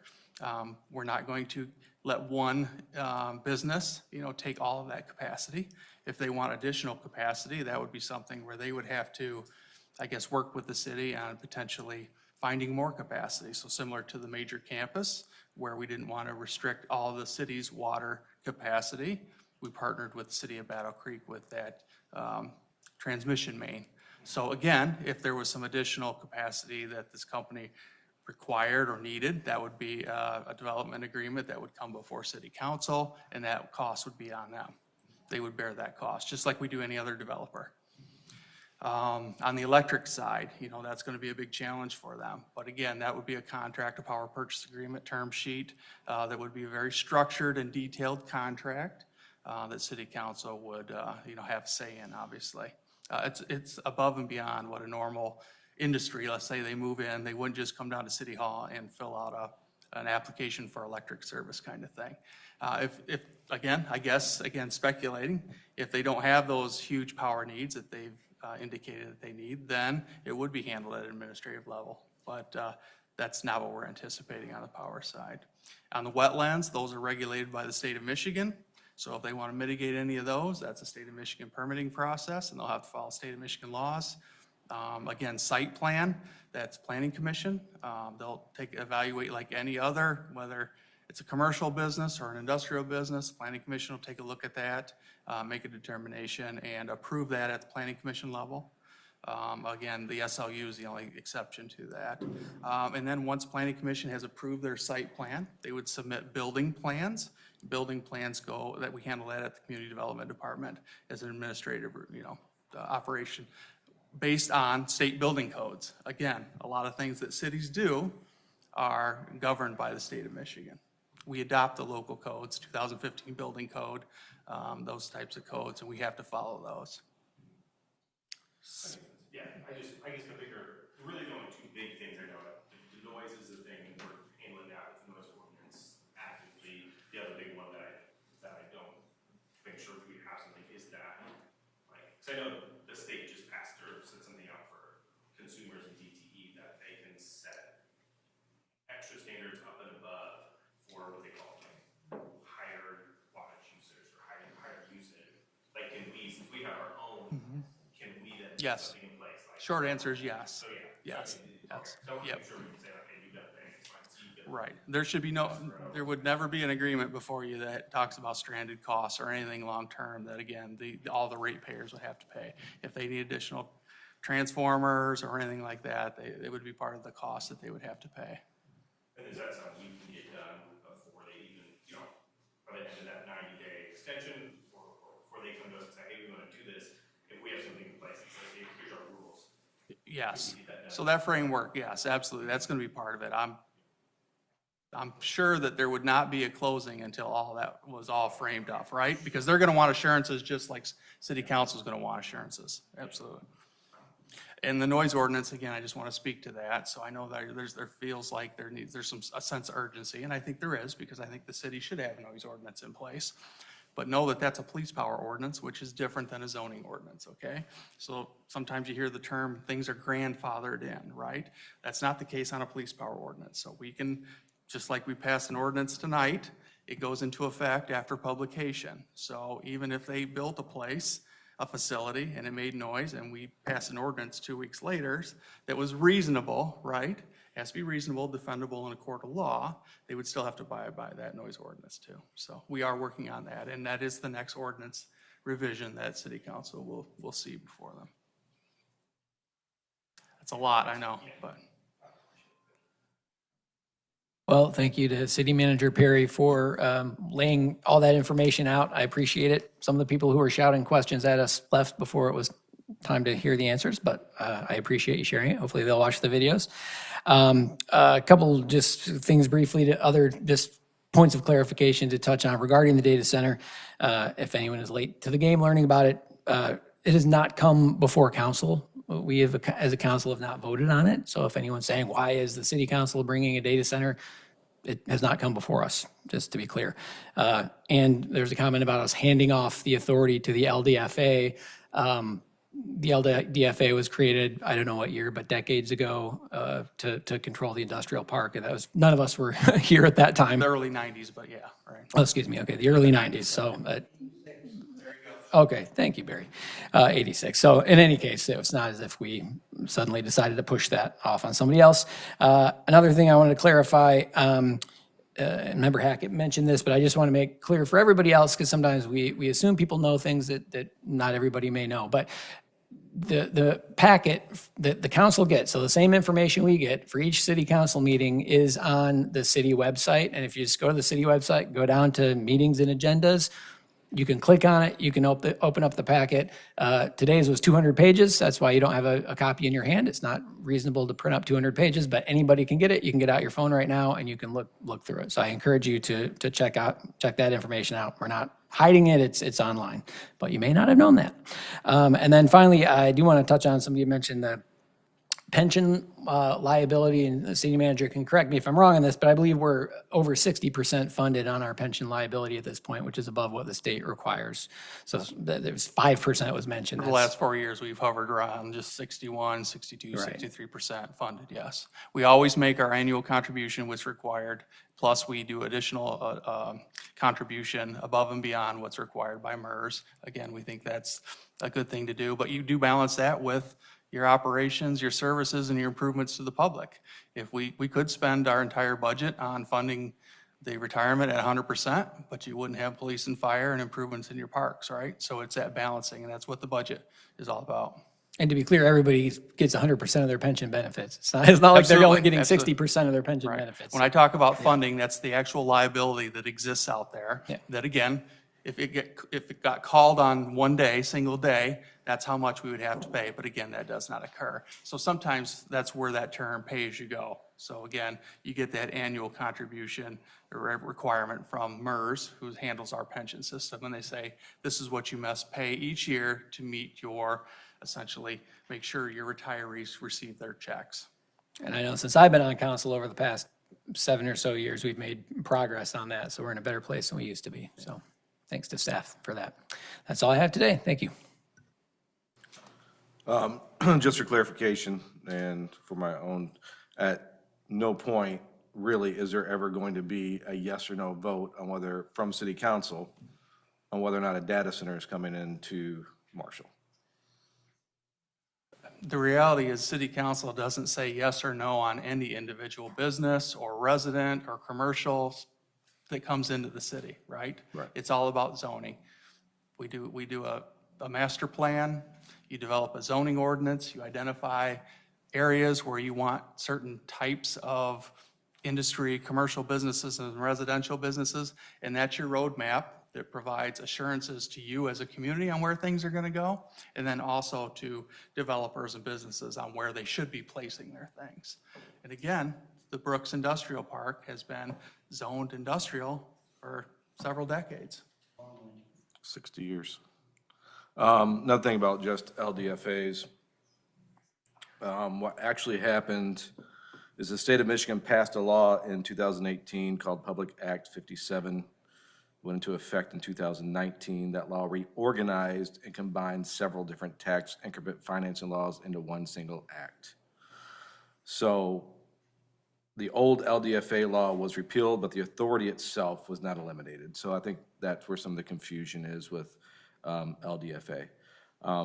Once again, I want to thank Chief Lankard for taking the time and the staff that he has worked with for trying to create these ordinances. Thank you for taking that time and doing that.